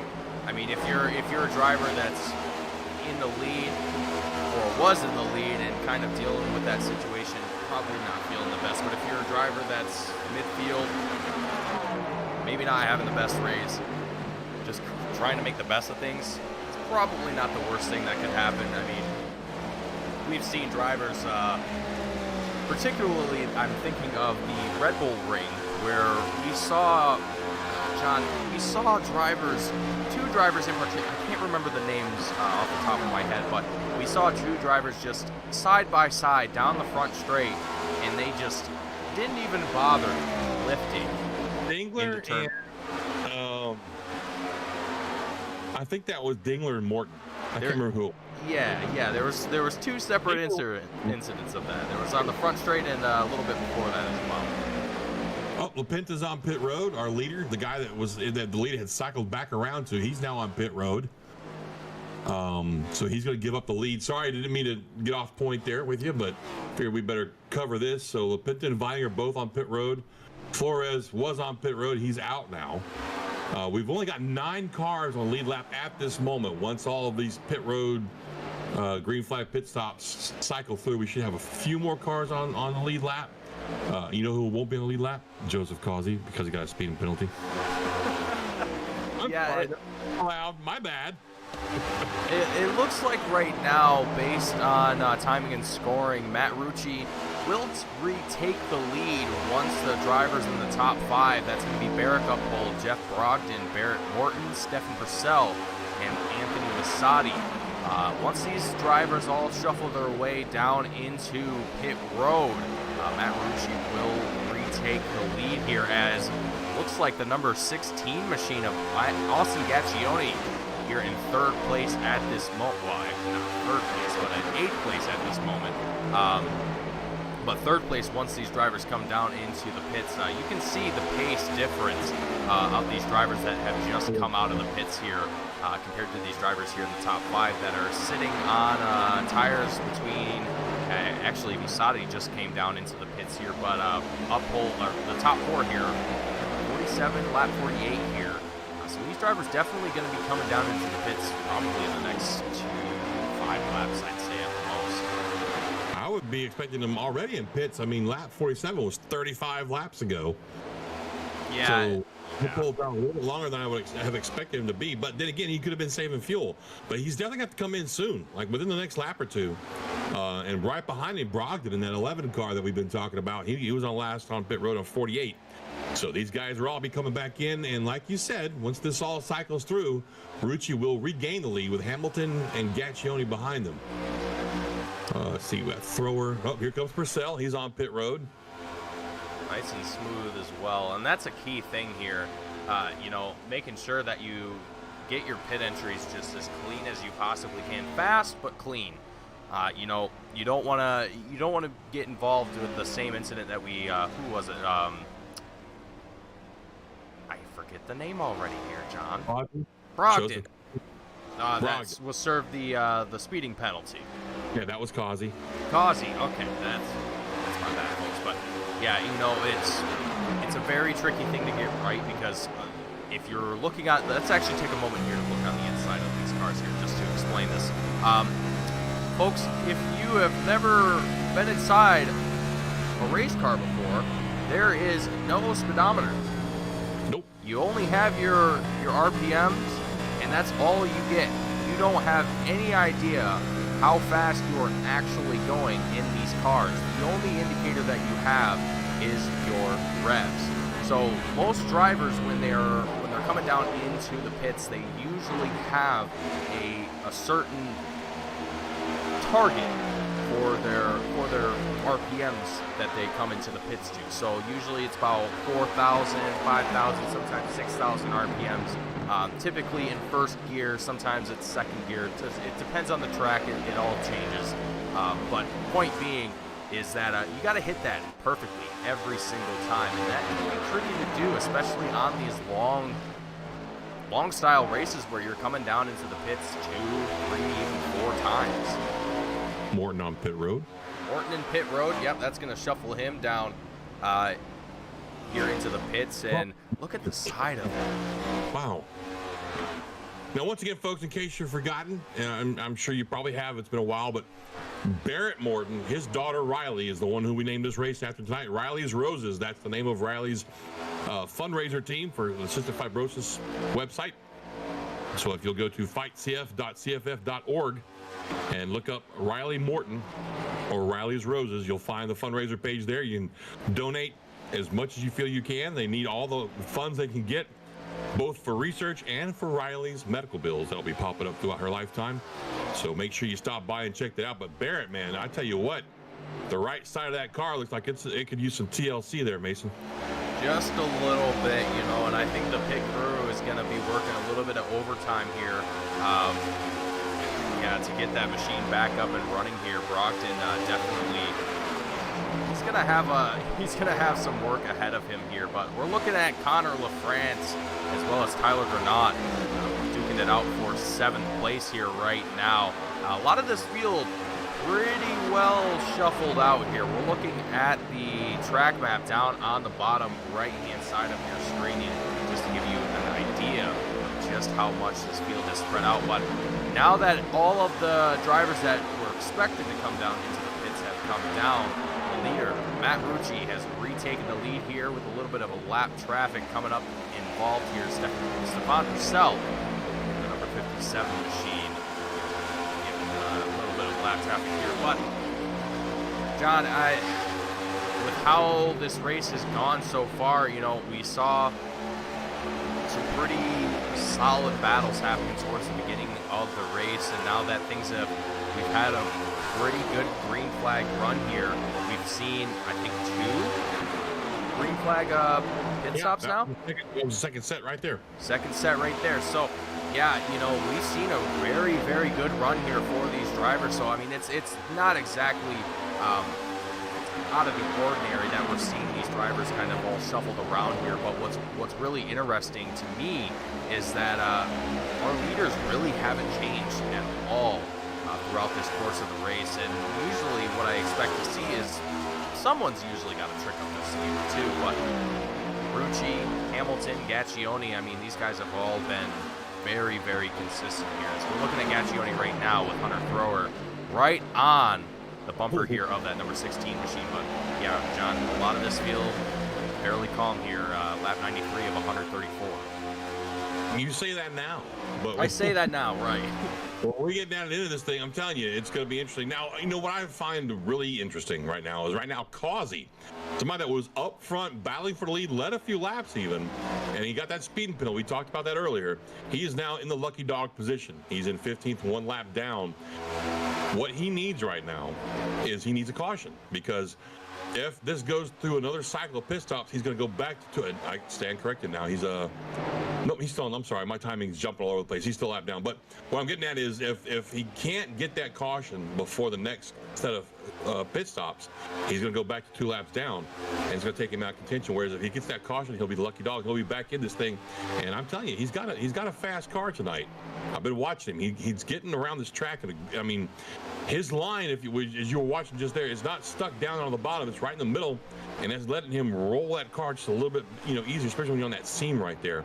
Now we're back to Uphold. Uphold. And the 92 car, that's for 10th spot. Behind him is Muzzatti and Mason. These guys, they've been dogging each other out for the last good, 7 or 8 laps. Yeah, we've seen a lot of really good mid-pack action through a lot of this race here. A lot of this midfield, they've been bumping and grinding doors here for quite some time. Like I said a little bit earlier, now that we've seen a very good green flag run here for these drivers, things have gotten spread out here, but that still really hasn't changed for this midfield. I mean, James Vining, Barrett Morton, and looks like Anthony Muzzatti as well. Actually, I don't believe Connor LaFrance is up here with us at this point in time. Could be mistaken. Anyway, they've stayed fairly close to one another as much as they possibly can. I mean, you can only do so much to keep the same pace that you had at the start of a race, and especially with all the cautions that we've had and multiple drivers getting involved in wrecks here. I mean, it's just, you kind of just got to work with what you got, and when you have these long green flag runs, yeah, like you said, John, you're going to be hoping for, maybe not hoping for, but you're probably sitting there thinking to yourself, man, I could really use a caution right now. Yeah, especially Purcell is about to go a lap down. He's on the backside of this thing, looking at, I think he's probably right out the front windshield here. Yep, there he is right there. Rucci right there on his back door, and he's looking at that mirror going, come on, dude, no, leave me alone, I want to stay in the lead lap, come on, you hoser. Sorry. I don't know why I'm talking like an idiot. I don't even know where the hell he's from, to be honest with you. Well, apparently Purcell is part Canadian here. Yeah, right? Come on, go play some hockey or something, But, John, this Kentucky here really is an interesting track in of itself as far as, it's keeping flat. pace. I mean, yeah, it's flat. There's no real banking to it at all. So these drivers really, it's down to skill at this point here in this track. So, I mean, all these drivers that we're seeing kind of spread out all over the place on the track. It's not because they're bad or because they don't have any skill. It's just because this track it takes time. It takes a while to get that line down consistently. And when you're talking about 134 laps and to hit that point, hit that mark every single time, 134 times for 4 turns, John, it's insane. It's insane. It absolutely is. You're absolutely right. It's very hard to hit that mark every single lap, but that's what separates the wheat from the chaff, my friend. You know what I'm saying? Absolutely. Couldn't Why agree more. Matt Rucci's out to a 6.5-second lead right now over Hamilton. I'm not saying Hamilton's a bad driver, but Rucci's got this track down. And I don't know if you've noticed this, Mason, we've both been doing these races for a few weeks now. Rucci excels on tracks that are flat, road courses. Oh, especially. Berger. Oh, we have a caution on track. It's Berger. Oh, no. Oh, no, don't hit him. Oh, look at that. He got a little bit of tap there. I think that was Causey, dude. Can we back that up? Yeah, absolutely. Let's get a replay. Okay, here he is, and it looks like he's by himself. Oh, he's down the apron. Trying to get in pit road. Oh, no. Oh, no. No. What? And here, I think, is where Causey gets into him. Yeah. And if it was Causey, that's going to cost him the lucky dog. Rough. That is rough. Yeah. And, you know, as soon as you were done talking, I was going to touch on the fact that we were only 5 laps away from green flag pit stops for a lot of these guys. Oh, man, Now, John. if this caution comes out, it bunches up the entire field. Everybody's going to come down pit road, take 4 tires and gas, and we'll tell you why. Lap 102 out of 134. We know the fuel window. We know everybody had to stop one more time at least. This is it. This is the money stop right here, Mason. Absolutely, folks. And as we stack back up behind the pace truck, we're going to take another quick commercial break here in the booth.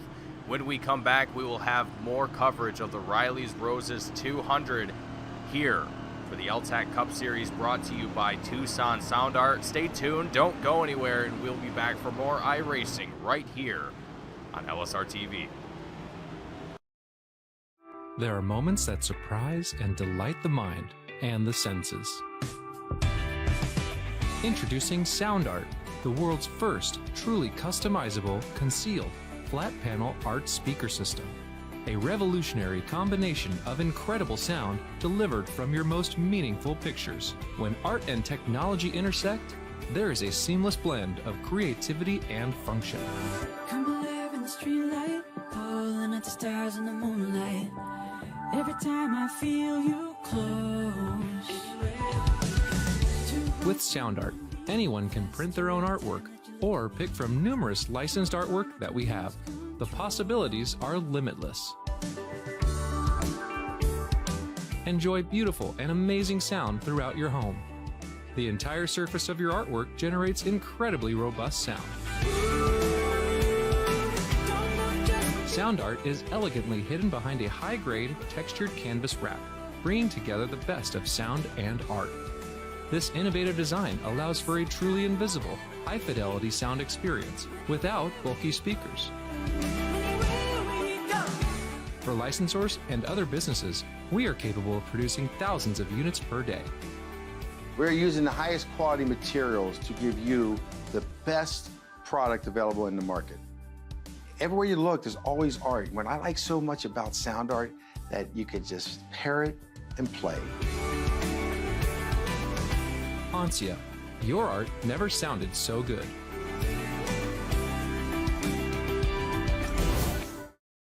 And welcome back, ladies and gentlemen and ladies, to another fantastic LSRTV production of the L-TAC Tucson Sound Art Next Gen Cup Series. My name is John, in the booth with me tonight, and producing this, believe it or not, Mason Heimbaugh, a man of many hats. Say hi, Mason.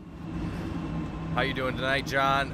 It is, man, phenomenal racing here tonight. You know, if you're just now tuning in, folks, first of all, welcome. Thank you for joining us here tonight for the Riley's Roses 200. It's been phenomenal racing that we've had here, and we were, before we took the caution here, we saw a little bit of pretty excellent racing here, John, but things are looking to be even more exciting here as we're about to go green. And they are. Mason, I have a question for you. What's that, John? Do you like what you see tonight in this race? In every way, shape, and form. Well, guess what? If you like what you see, folks, and watching this cup race tonight, guess what? The L-TAC guys are looking for drivers, but here's the catch. To drive for these guys on the Friday night series, first you got to go into the Wednesday night series. That's the truck series they've got. Sessions are at 8:30 p.m. Eastern Standard Time on a weekly basis. They are currently a 25-week schedule, which they're probably about halfway through by now. But they run alongside the Cup Series, so when the Cup Series is going to race, say, at Kentucky, their Truck Series races at Kentucky. If you perform well enough in the trucks, you could get invited to race in this series that you're watching right now, in the Friday Night Cup Series. If that sounds like something you want to get in onto, head over onto the iRacing website, iRacing.com. Look up the L-TAC, that's L-TAC Racing League Truck Series page, or track down Nolan J. Rimple. And I'll tell you what, we could be calling your name out in this broadcast one day. So like I said, head on over.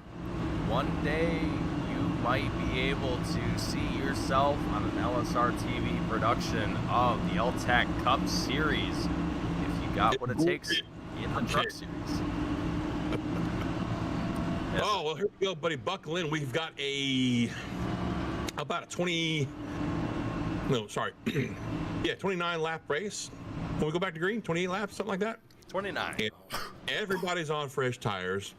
One of tonight's favorites, Causey, is back on the lead lap after getting a speeding penalty during a green flag pit stop run. He was 2 laps down, made one of those up under green flag pit stops the next round, and finds himself the recipient of the lucky dog this time. So he's going to line up in the back of the field. Meantime, up front, Mason, why don't you bring us back to green, buddy? Absolutely, would love to. So the pace truck is going to come out of turn 4 here, dive down into the pit road as it always does here. And it's going to be Matt Rucci and Austin Gaccione up here in the front row. Logan Hamilton in 3rd, Hunter Thrower in 4th. As the green flag is about to wave to the drivers here and we cross the checkered line. Let's see if Rucci has it in the tank here.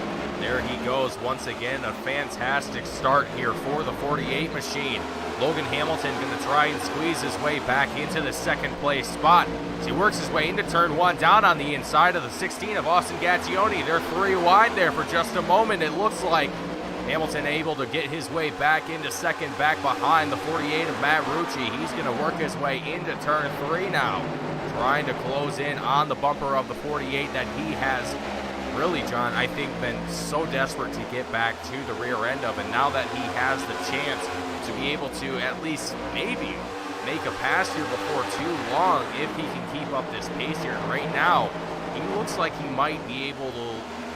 Oh man, look at this, out of turn 2, down the back straight, he's door to door. Look at the speed out of the number 12 of Logan Hamilton. He's leading into turn 3, and he's driving the wheels off, John. Rucci got a little bit of a tap on the wall right there on exit that last turn, which cost him some momentum. Gave Hamilton the lead and almost let Gaccione on the inside get by. But he's back up to full song right now, and now he's got to calm himself down, Mason. He's like, yeah, he got by me. It's cool. It's fine. I've still got 20-some-odd laps. I'll be okay. He's just got to take care of his stuff right now. Stay off the wall. I would highly recommend that, by the way. Yeah, the wall is definitely not your friend here at Kentucky. We've seen it here all night here, John, and for everyone watching at home, yeah, I'm sure you've all seen a glimpse of it here once or twice of drivers just glancing that wall as they come out of both turn 4 and out of turn 2.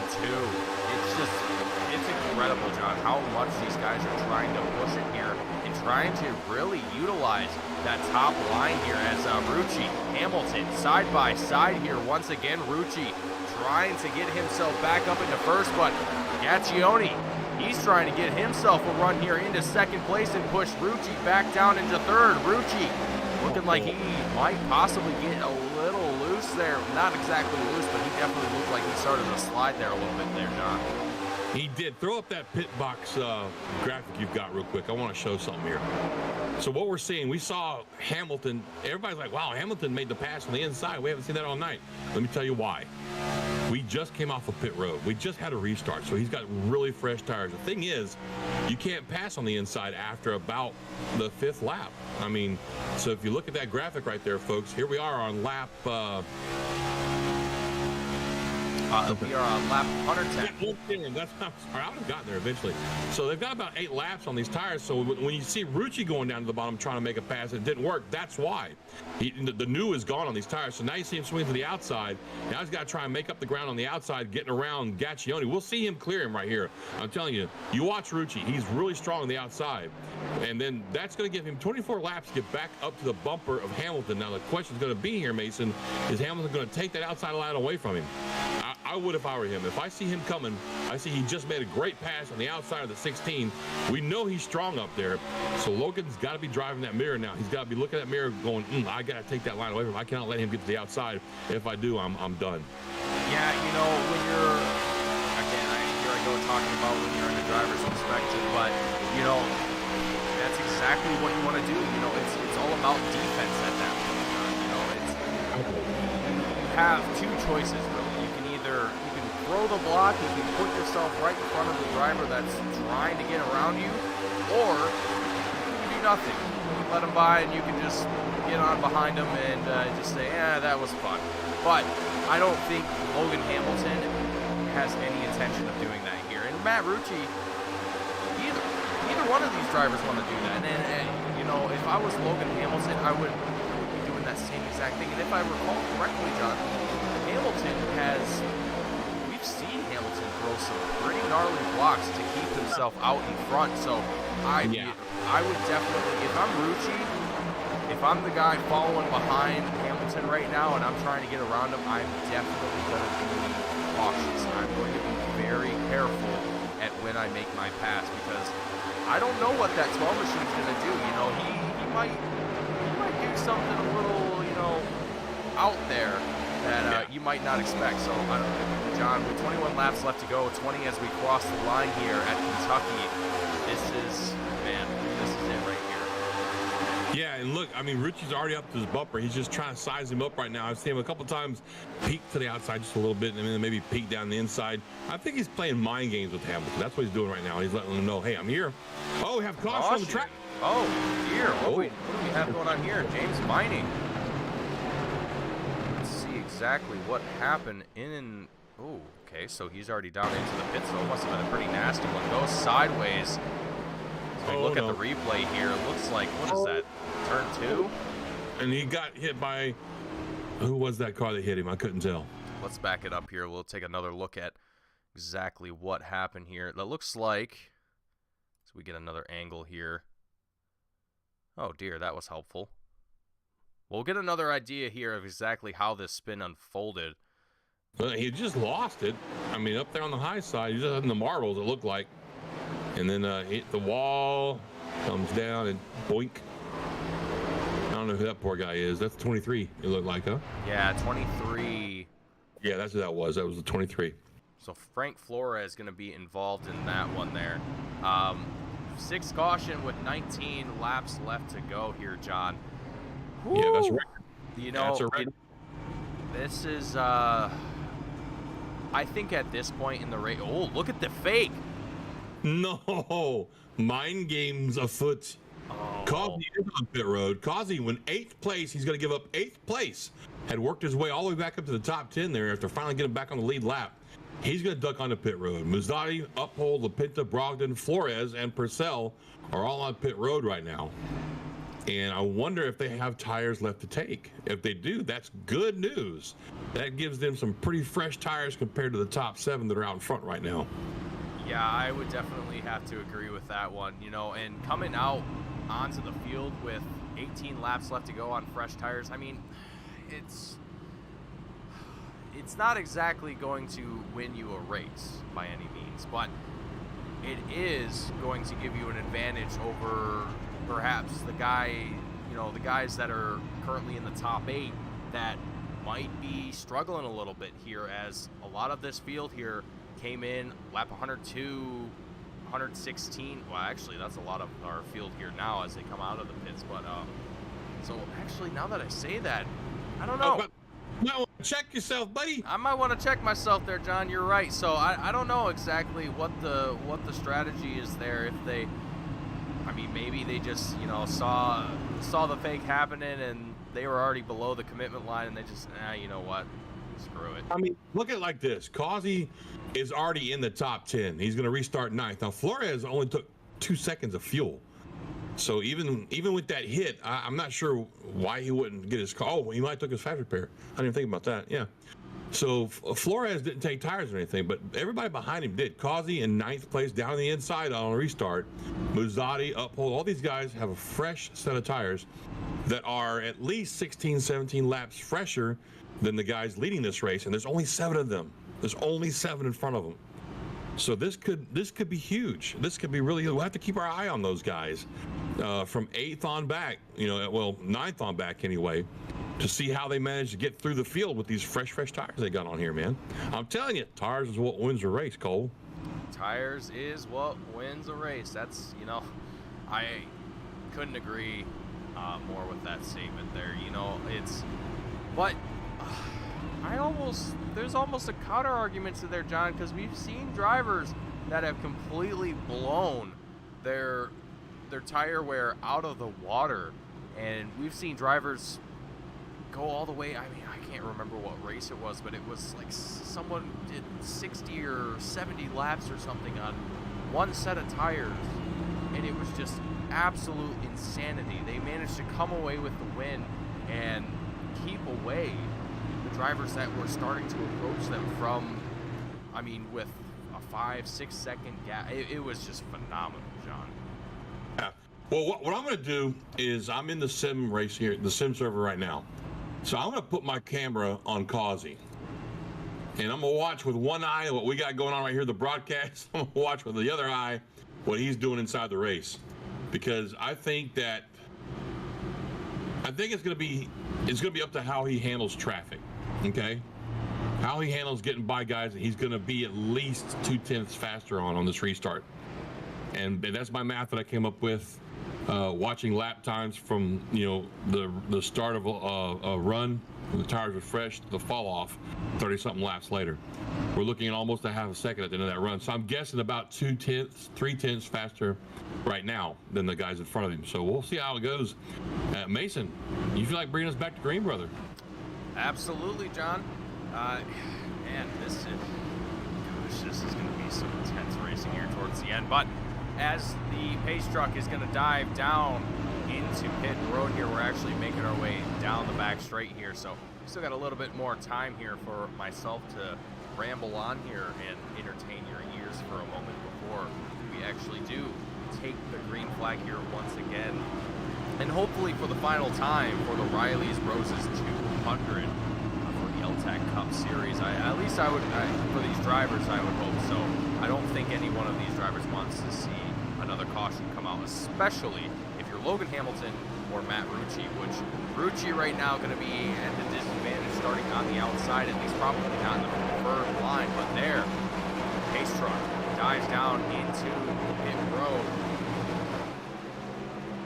The marshal is going to wave the green flag, and we are about to go racing here once again. Logan Hamilton, Rucci very patient there. Hamilton able to get this jump on the rest of the field here, and here we go. The 12 machine doing a very good job getting himself a nice gap between second place and Austin Gaccione. Gaccione going to have the 81 there. Tyler Granat just behind him. Rucci just on top of the 81 here. Look at Gaccione. He's trying to throw blocks here to both drivers. He's trying to stay up here in second places.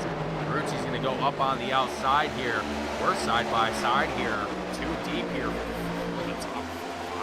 Essentially. In the meantime, Hamilton's looking in his mirror going, yeah, guys, you do that. You do exactly what you're doing. I'm loving this. He's just having a blast. Look at this. Now Rucci's cleared them all on the outside, cuts down on that low groove in front of the 16 car of Gaccione. So look out. Rucci is now cleared of the guys that he was, had to get by oh, holy smokes. Oh. What a save. Is he done saving? He's done saving. Oh, no, he's not. Oh my gosh, what was that?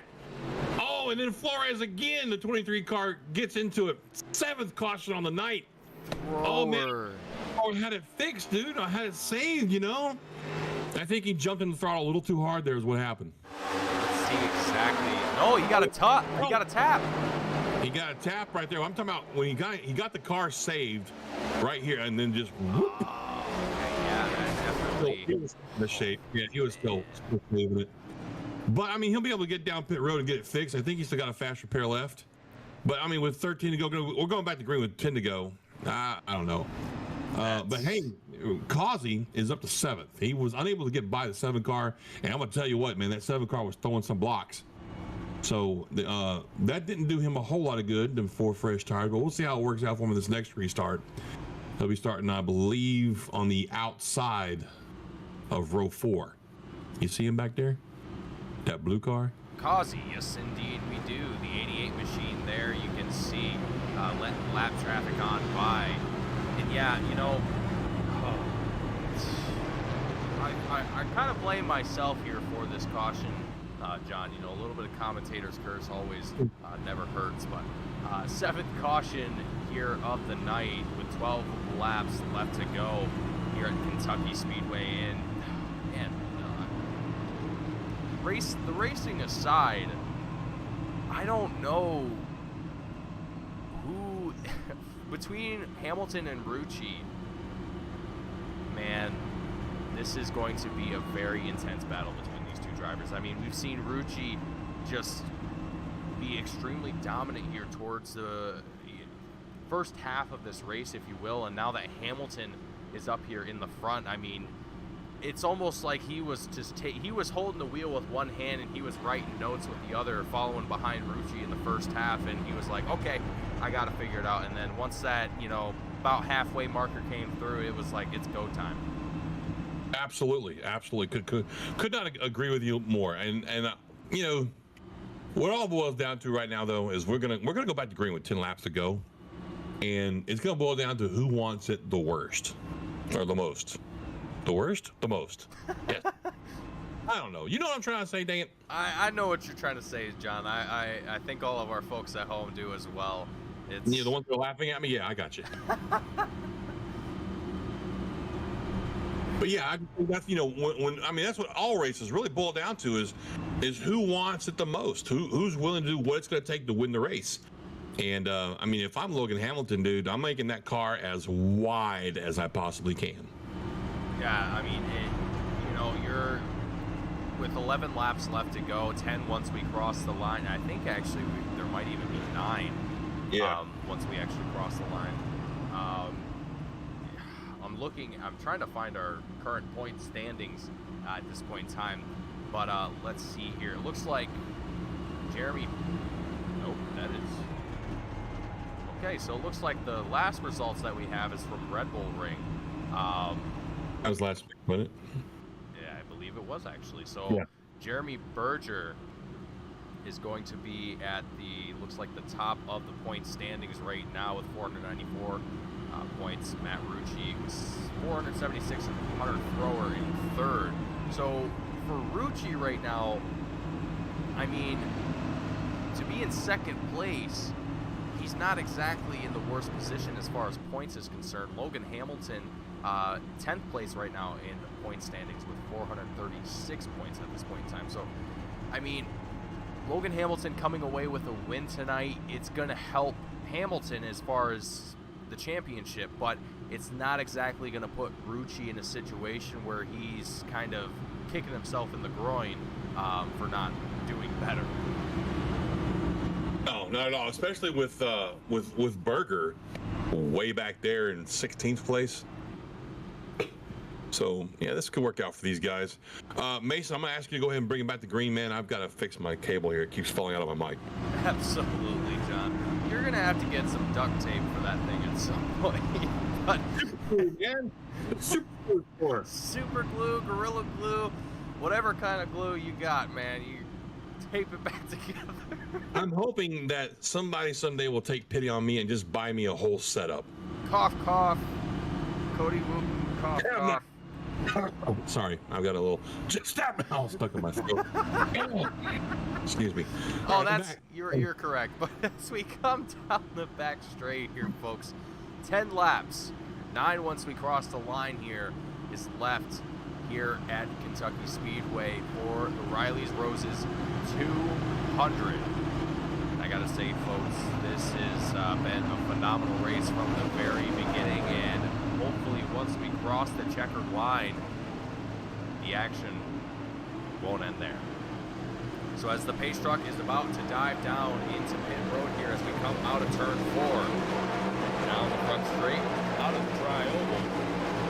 I should really stop saying front straight as it's really not a straight. But anyway, anyhow, Marshall's going to wave the green flag. We're going to go green flag racing here once more. Hamilton trying to get that jump that he has been doing here these past couple restarts. Rucci, see if he can get a little bit better restart this time around. He saw Gaccione, who he's got down on this inside right now, the 16 machine, able to wiggle his way up into second place, but Rucci says not today. He is going to keep it steady there in second place, but Gaccione looks like he is still going to keep confident there on the bottom line as he continues to work his way up to the 48 machine here, but look just behind these drivers. We're too wide, too deep. Looking at Colin Stone in the 43 machine right now in 7th place as we cross the line. Hey, Causey going to take 2 in 1 turn. Sorry, did not mean to step on you. Causey just dove down under the 7. He's going to try and take 2 cars here. I told you those tires are going to come in handy. I don't think he's going to make this pass right here just yet on the 81 car of Granat, but oh man, dude, I wish you could have seen that move. It was like, I don't even know how to describe what he just slung that car down into one on the last lap. I really thought he cleared Grenade, maybe not. But wow, back up front. Yeah, you look who's caught it. Rucci has caught our leader. We got to fight for the lead. Rucci on the inside. Hamilton on the outside. Now, this is the way that Hamilton passed Rucci up earlier for the lead. Rucci had led most of this race, Mason, and gave up the lead, but he can't make that pass. I'm telling you, he's not going to be able to pass him on the inside. He's going to have to do it on the outside like he's been doing everybody else. Yeah, you know, that outside line definitely is working for a lot of drivers. Here, guys, there's contact. It's Rucci going, sliding in. Oh, no.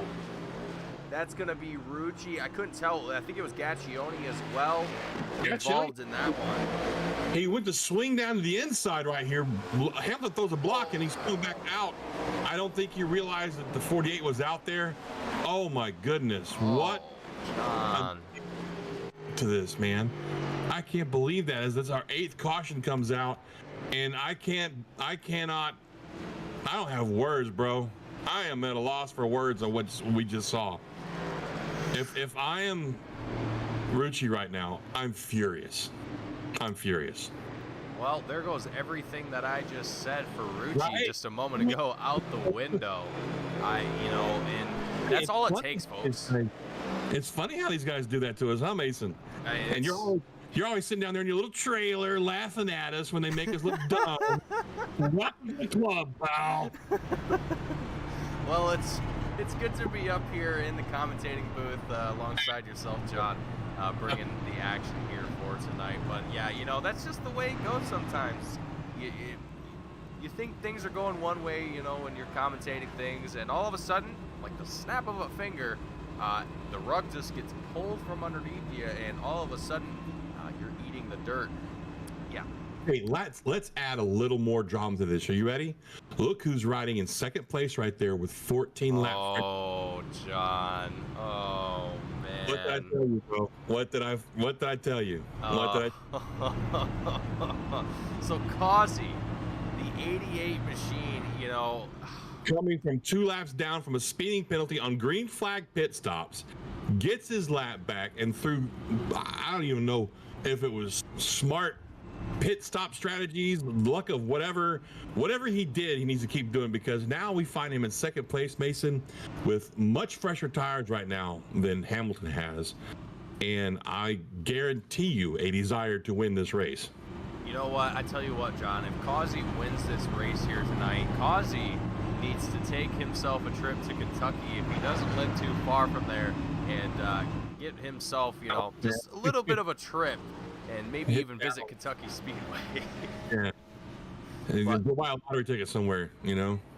I'm impressed. Yeah, you know what? I'm not trying to be biased here. I mean, I know when as announcers, we're not supposed to be biased. It's just that I have been in his shoes, man. I had a pole position. I was leading the race and did something really dumb on pit road that it did cost me the race. I was done after that. I was so mad at myself that I went back out there. I went ahead and just go ahead and put the car on the wall because I forgot to turn left. But you know, this guy, I mean, stayed with it due to pit strategy and just racing his butt off. Got his 2 laps now, got those back, and here we find him in second. Now, granted, that was at the misfortune of the contact between Rucci and Gaccioni, who, by the way, are lined up next to each other for this restart. Oh, boy. This is going to be tense here, and this is going to be tapping into our first GWCs of the night, and I got to say, when we get down to the wire like this, John, it's nerve-wracking. That's what it is, man. It's in every way. You know, I'm on the edge of my seat. You know, I'm just sitting there. I'm wondering to myself. I'm like, okay, what's gonna happen next? Who's gonna do what? Who's gonna try and make that big move to get up there into the front? And right now, if you're looking at that 88 machine, you're probably thinking exactly what I'm thinking, John, as well as everyone watching at home. Exactly. And I mean, if I'm Hamilton right now, I'm going to be a little bit nervous. I'm watching him on the restart. I'm going to try and get the absolute best restart I can. And that's what Hamilton has to do. He's going to have to win this race on this restart. He cannot make any mistakes at all, and he cannot let Causey hang out there on the outside. Well, that's if he chooses the inside again, which is another thing I want to talk about that I've been very surprised by all night tonight. Is we've seen how strong that outside lane can be, especially on the restarts, and nobody has picked the outside lane on the restart, Mason. Yeah, that's interesting. You make a very good point there, you know, and I almost wonder if on these restarts, you know, they might just not have the speed really to be able to utilize that top line the way that they want to. Maybe they just want to stay low to be able to get, I can't even imagine it being much better of an exit out of the turns, but I'm sure there's probably a very good reason why they stick down as low as they do on these restarts. But the lights are off on the pace truck here, John, as we come across the checkered line into turn 1. So this is going to be our first GWC of the night. 3 laps left to go, John. What do you think is going to be the end result here? Chaos, mayhem, destruction. All of the above. Yes, all of the above. I look for Hamilton to do his best to get a great restart right here, hold that line down there on the inside, which he's done for the last few restarts. But I also expect Causey to be right there. I'm talking maybe a paper's width off of his door panel. If he can keep up with him like that going through the turn, use that side drive to come off the backside of 2 there going down the backstretch, he might have a chance. But it's all gonna be on this restart right here, Mason. Every single bit of it. Yeah, everything is down to the wire here. 3 laps left to go. Like I said just a moment ago, pace truck is about to dive down into pit road as we work our way out of turn 4. Hamilton, Causey will be starting out in the front row here with Hamilton down on the inside with the preferred line. Granat, the 81 machine with a bit of a beaten, banged up 81 car there. Going to be starting out in 3rd place, and also going to have the preferred line as the green flag flies here once again. And I'm going to be looking for Granat here to be able to make this pass. No, he doesn't. Causey, he just blows right on past him, and that's really surprising to me here, John. You know, we were seeing some drivers make that inside line work for them on these restarts, but Causey trouble down the back straight. He pulls it back together, but at a major cost here, down to 11th place. Wow, that's really unfortunate. Didn't see that coming at all. But I mean, man, that's going to set up the win basically as they come to white flag right now.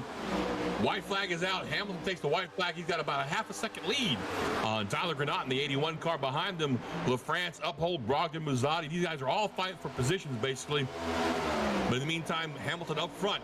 Last time through the backstretch, down here into 3 and 4. Oh, we got contact back there. I don't even know who that was.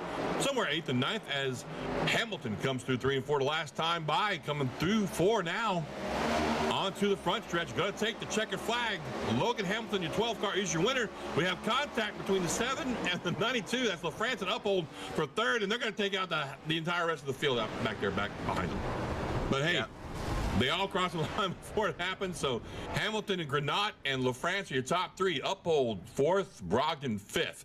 And unfortunately, Causey finishes 13th back there after I really thought he had a shot at the win, but we saw him get a little bit loose. Folks, we're going to take a real quick break. And when we come back, do you want to do the rundown first? We'll give the full field rundown, and then we'll take a break. Okay, let's do that. Absolutely. Let's go through our post-race results here as Logan Hamilton burns it down on the checkered line. And we got a little bit of a note from race control here, John. Guess what? What? This is Logan Hamilton's first win on an oval with the Cup Series. Well, congratulations to Mr. Hamilton. We'll make sure that we bring that up in the post-race interview that's coming up. In the meantime, folks, here are the final unofficial results of tonight's race. As you saw on your screens, Logan Hamilton, 1st place. Tyler Granat, 2nd. Connor LaFrance, 3rd. Barrick Uphold, 4th. Jeff Brogdon, 5th. Brought home that Tabasco car with a top 5. Nice job, Jeff. Anthony Muzzati, 6th. Barret Morton, 7th. Colin Stone, 8th. Austin Gaccione, 9th. Rounding out top 10, Mason Stephen Purcell. 11th place, Mario Lopinta. In 11th there, Richard Springer in 12th. Joseph Causey in 13th. Matt Rucci in 14th. Hunter Thrower in 15th. Jeremy Berger in 16th. Frank Flores in 17th. James, excuse me, James Pining in 18th. Woo! Excuse me there, John. Ryder Srouth in 19th and Robert Pattengale in 20th. So we are going to take a very quick commercial break, folks, and once we come back, we will have our post-race interviews here and ready for you. Stay tuned, don't go anywhere, and we will be back for post-race interviews with iRacing here on LSRTV. There are moments that surprise and delight the mind and the senses. Introducing Sound Art, the world's first truly customizable, concealed, flat panel art speaker system. A revolutionary combination of incredible sound delivered from your most meaningful pictures. When art and technology intersect, there is a seamless blend of creativity and function. Come alive in the streetlight, pulling at the stars in the moonlight. Every time I feel you close. With Sound Art, anyone can print their own artwork or pick from numerous licensed artwork that we have. The possibilities are limitless. Enjoy beautiful and amazing sound throughout your home. The entire surface of your artwork generates incredibly robust sound. Sound Art is elegantly hidden behind a high-grade, textured canvas wrap, bringing together the best of sound and art. This innovative design allows for a truly invisible, high-fidelity sound experience without bulky speakers. For licensors and other businesses, we are capable of producing thousands of units per day. We're using the highest quality materials to give you the best product available in the market. Everywhere you look, there's always art. What I like so much about Sound Art, that you could just pair it and play. Ansia, your art never sounded so good.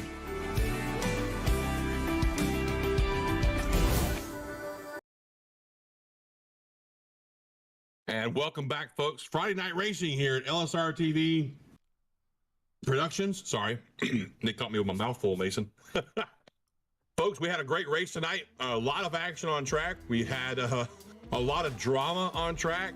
Joseph Causey, the pole sitter, got penalized, went 2 laps down, fought his way back up, had fresher tires, was in second place, and had a self-spin, and wound up finishing 13th. Our winner, Logan Hamilton, took over the lead about halfway through the race and hung on to it, did some great driving himself.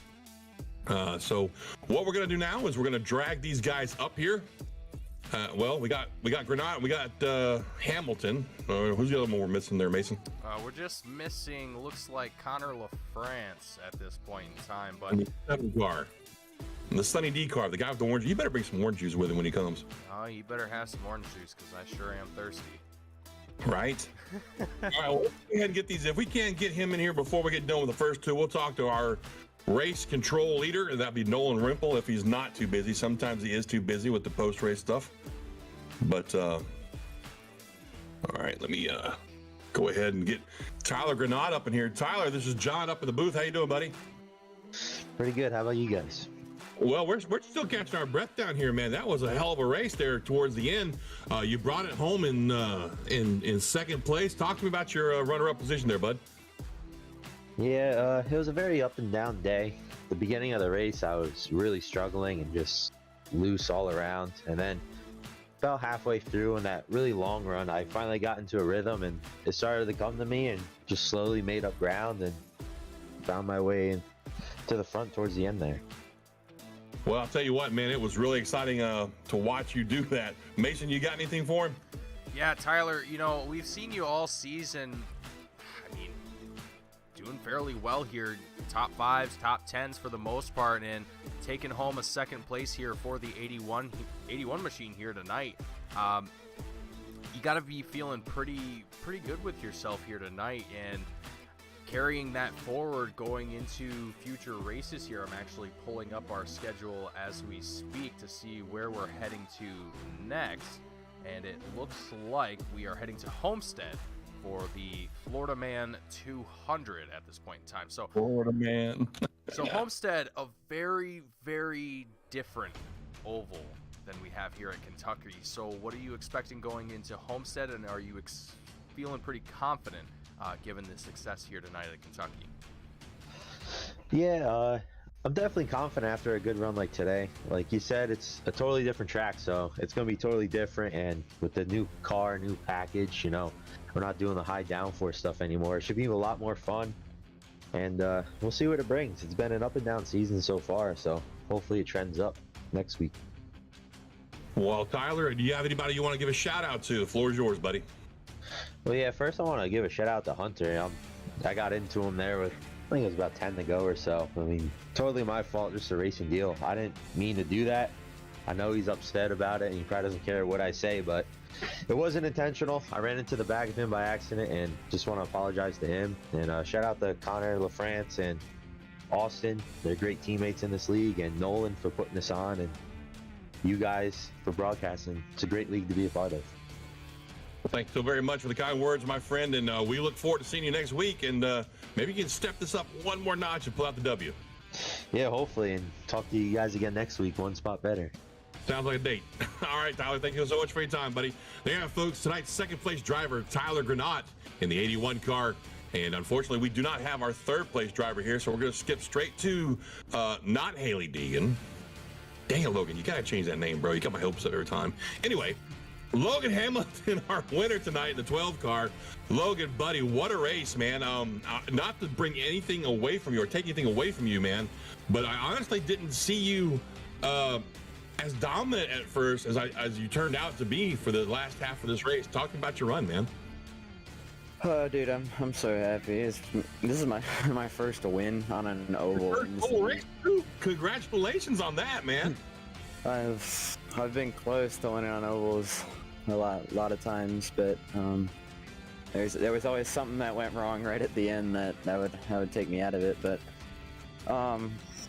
yeah, I mean, just like you, I'd kind of written myself off, especially after that. Say that. Especially after that first green flag pit stop when Rucci just gapped me by like 6 seconds or something. And then we got that caution, and I figured I would go backwards rather than go forwards. But Rucci seemed to be struggling a bit on the first tires. He was probably just pushing less than I was, because, you know, I'd love to kill my tires. But he clipped the wall, and I was able to get past him, and then that's when the race turned into a eye pacing. So I was able to hold on. Then him and Gascioni got together, and then right at the end, I thought Causey was gonna get me because he was on 14 something lap fresher tires than I was, but he looked like he got loose at off 2 on the restart. So I was able to kind of just chill out and not do a Logan choke. Well, I have one more question for you, then I'm going to hand you over to Mason. That move you made to pass Rucci down on the inside, I was really surprised by that. What was your thinking on that you were going to try and make a pass? And actually, you did it, by the way. Congrats. But down the inside, because we've been seeing the outside line so strong tonight. Yeah, it was definitely difficult to pass on the inside, but I think he was getting pretty tight throughout that whole corner, and then I was able to get to his inside on the entry, and then he got tight off 2 and clipped the wall, and I was able to kind of just keep the momentum better than he was, and then just hold the inside for the rest of the race, which was really, unless they the inside was the preferred line, unless you were racing someone. So like, if I could defend the inside, then I was good, but like if he got to my outside or to my inside, it would still be better because it was weird. So speaking of weird here at Kentucky, Logan, you know, towards the beginning of the race, the first half, really, we kind of saw yourself, Matt Rucci, kind of in opposite positions, and it really seemed like Rucci had incredible pace. Now, once that was flip-flopped, what was kind of going through your head? Because up here in the booth, myself and John, I mean, to us, it kind of seemed like you were just trying to follow that 48 machine, just trying to keep behind it and find that line. Was that the case here, or did you have another plan in mind during that portion of the race? I was really just trying to use Rucci to kind of gauge my pace and help save my tires because I'd killed him earlier.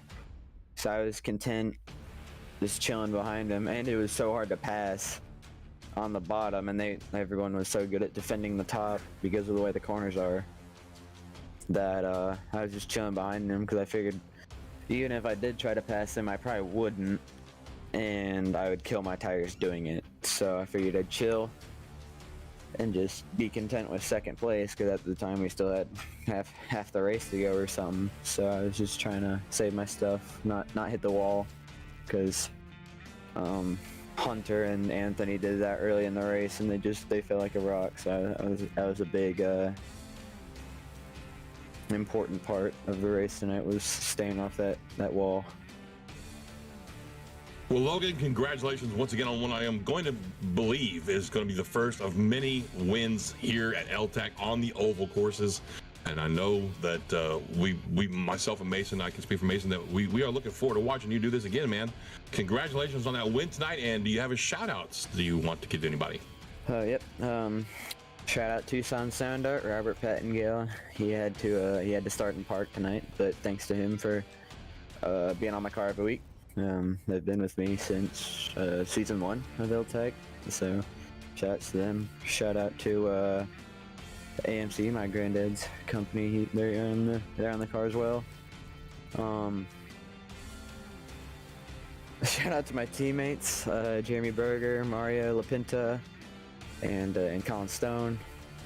I think Colin had a pretty good race tonight. I'm not sure about Mario, but and then thanks y'all for putting on a good show. Thanks to the admins as well. And shout out to Riley's Roses, I believe it's called. Yes. Charity for cystic fibrosis, so go donate to that. It's a big thing that needs donating for, I guess. But yeah. Well, thank you so much for your time, Logan. Now go celebrate that W, buddy. Yes, sir. Thanks.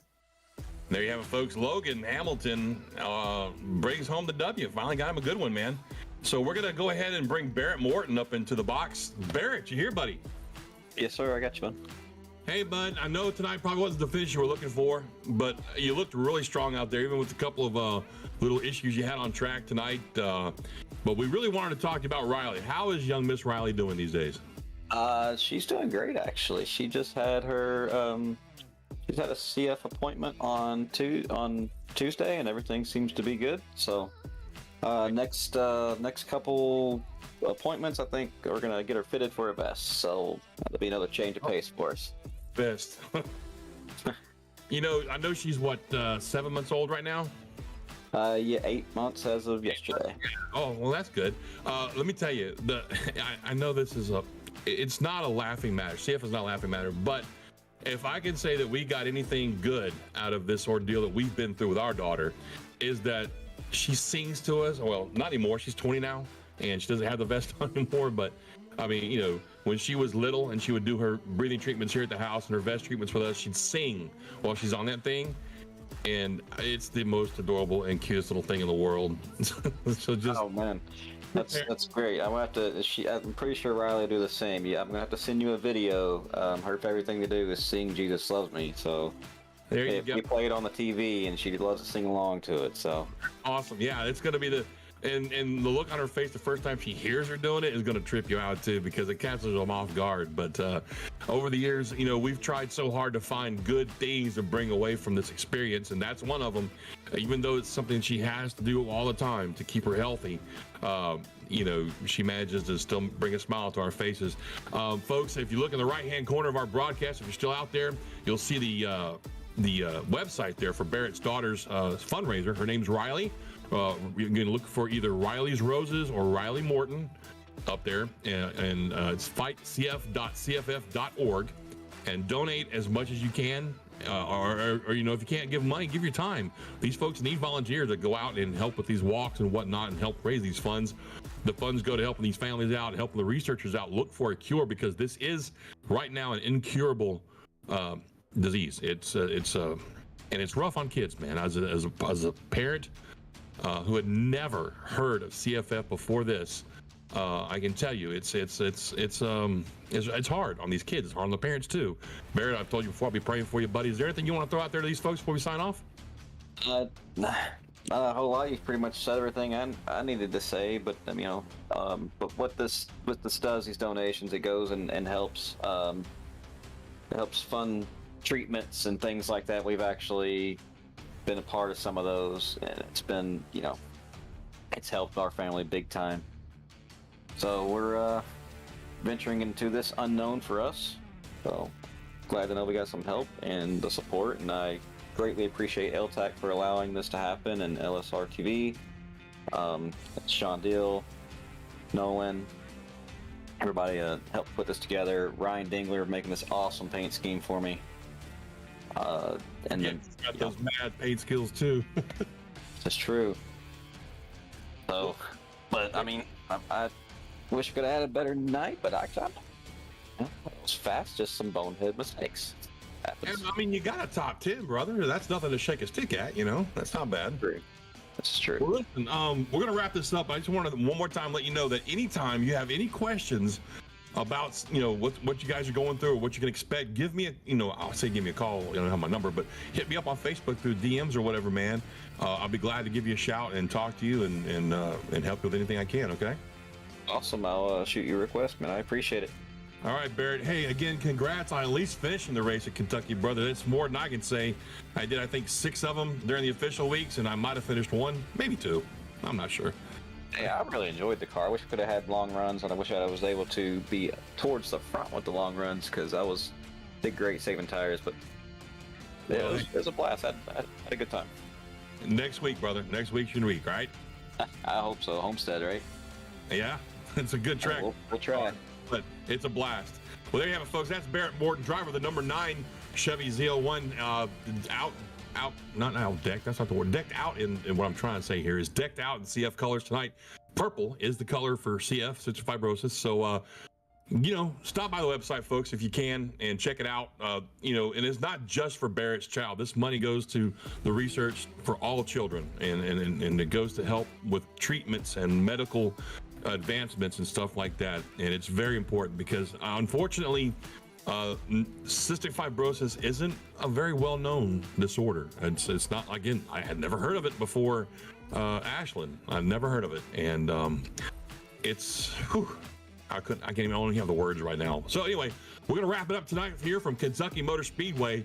You've been watching the L-TAC Tucson Sound Art Cup Series with myself, John Muschin Jr., Mason Heimbaugh in the booth. These guys are at Homestead next week, but don't forget, if you want to be a part of the action here, stop by the L-TAC Truck Series page over on iRacing.com and put an application in. You can run there with them, trucks with them, and if they like what they see with you, they'll invite you to this series here tonight.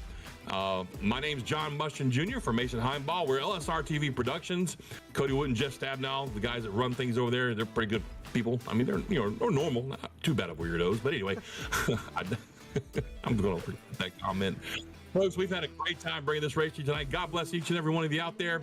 Remember, do something to make somebody smile. That's always a good thing to do. We'll see you folks next week at Homestead. Y'all have a good night.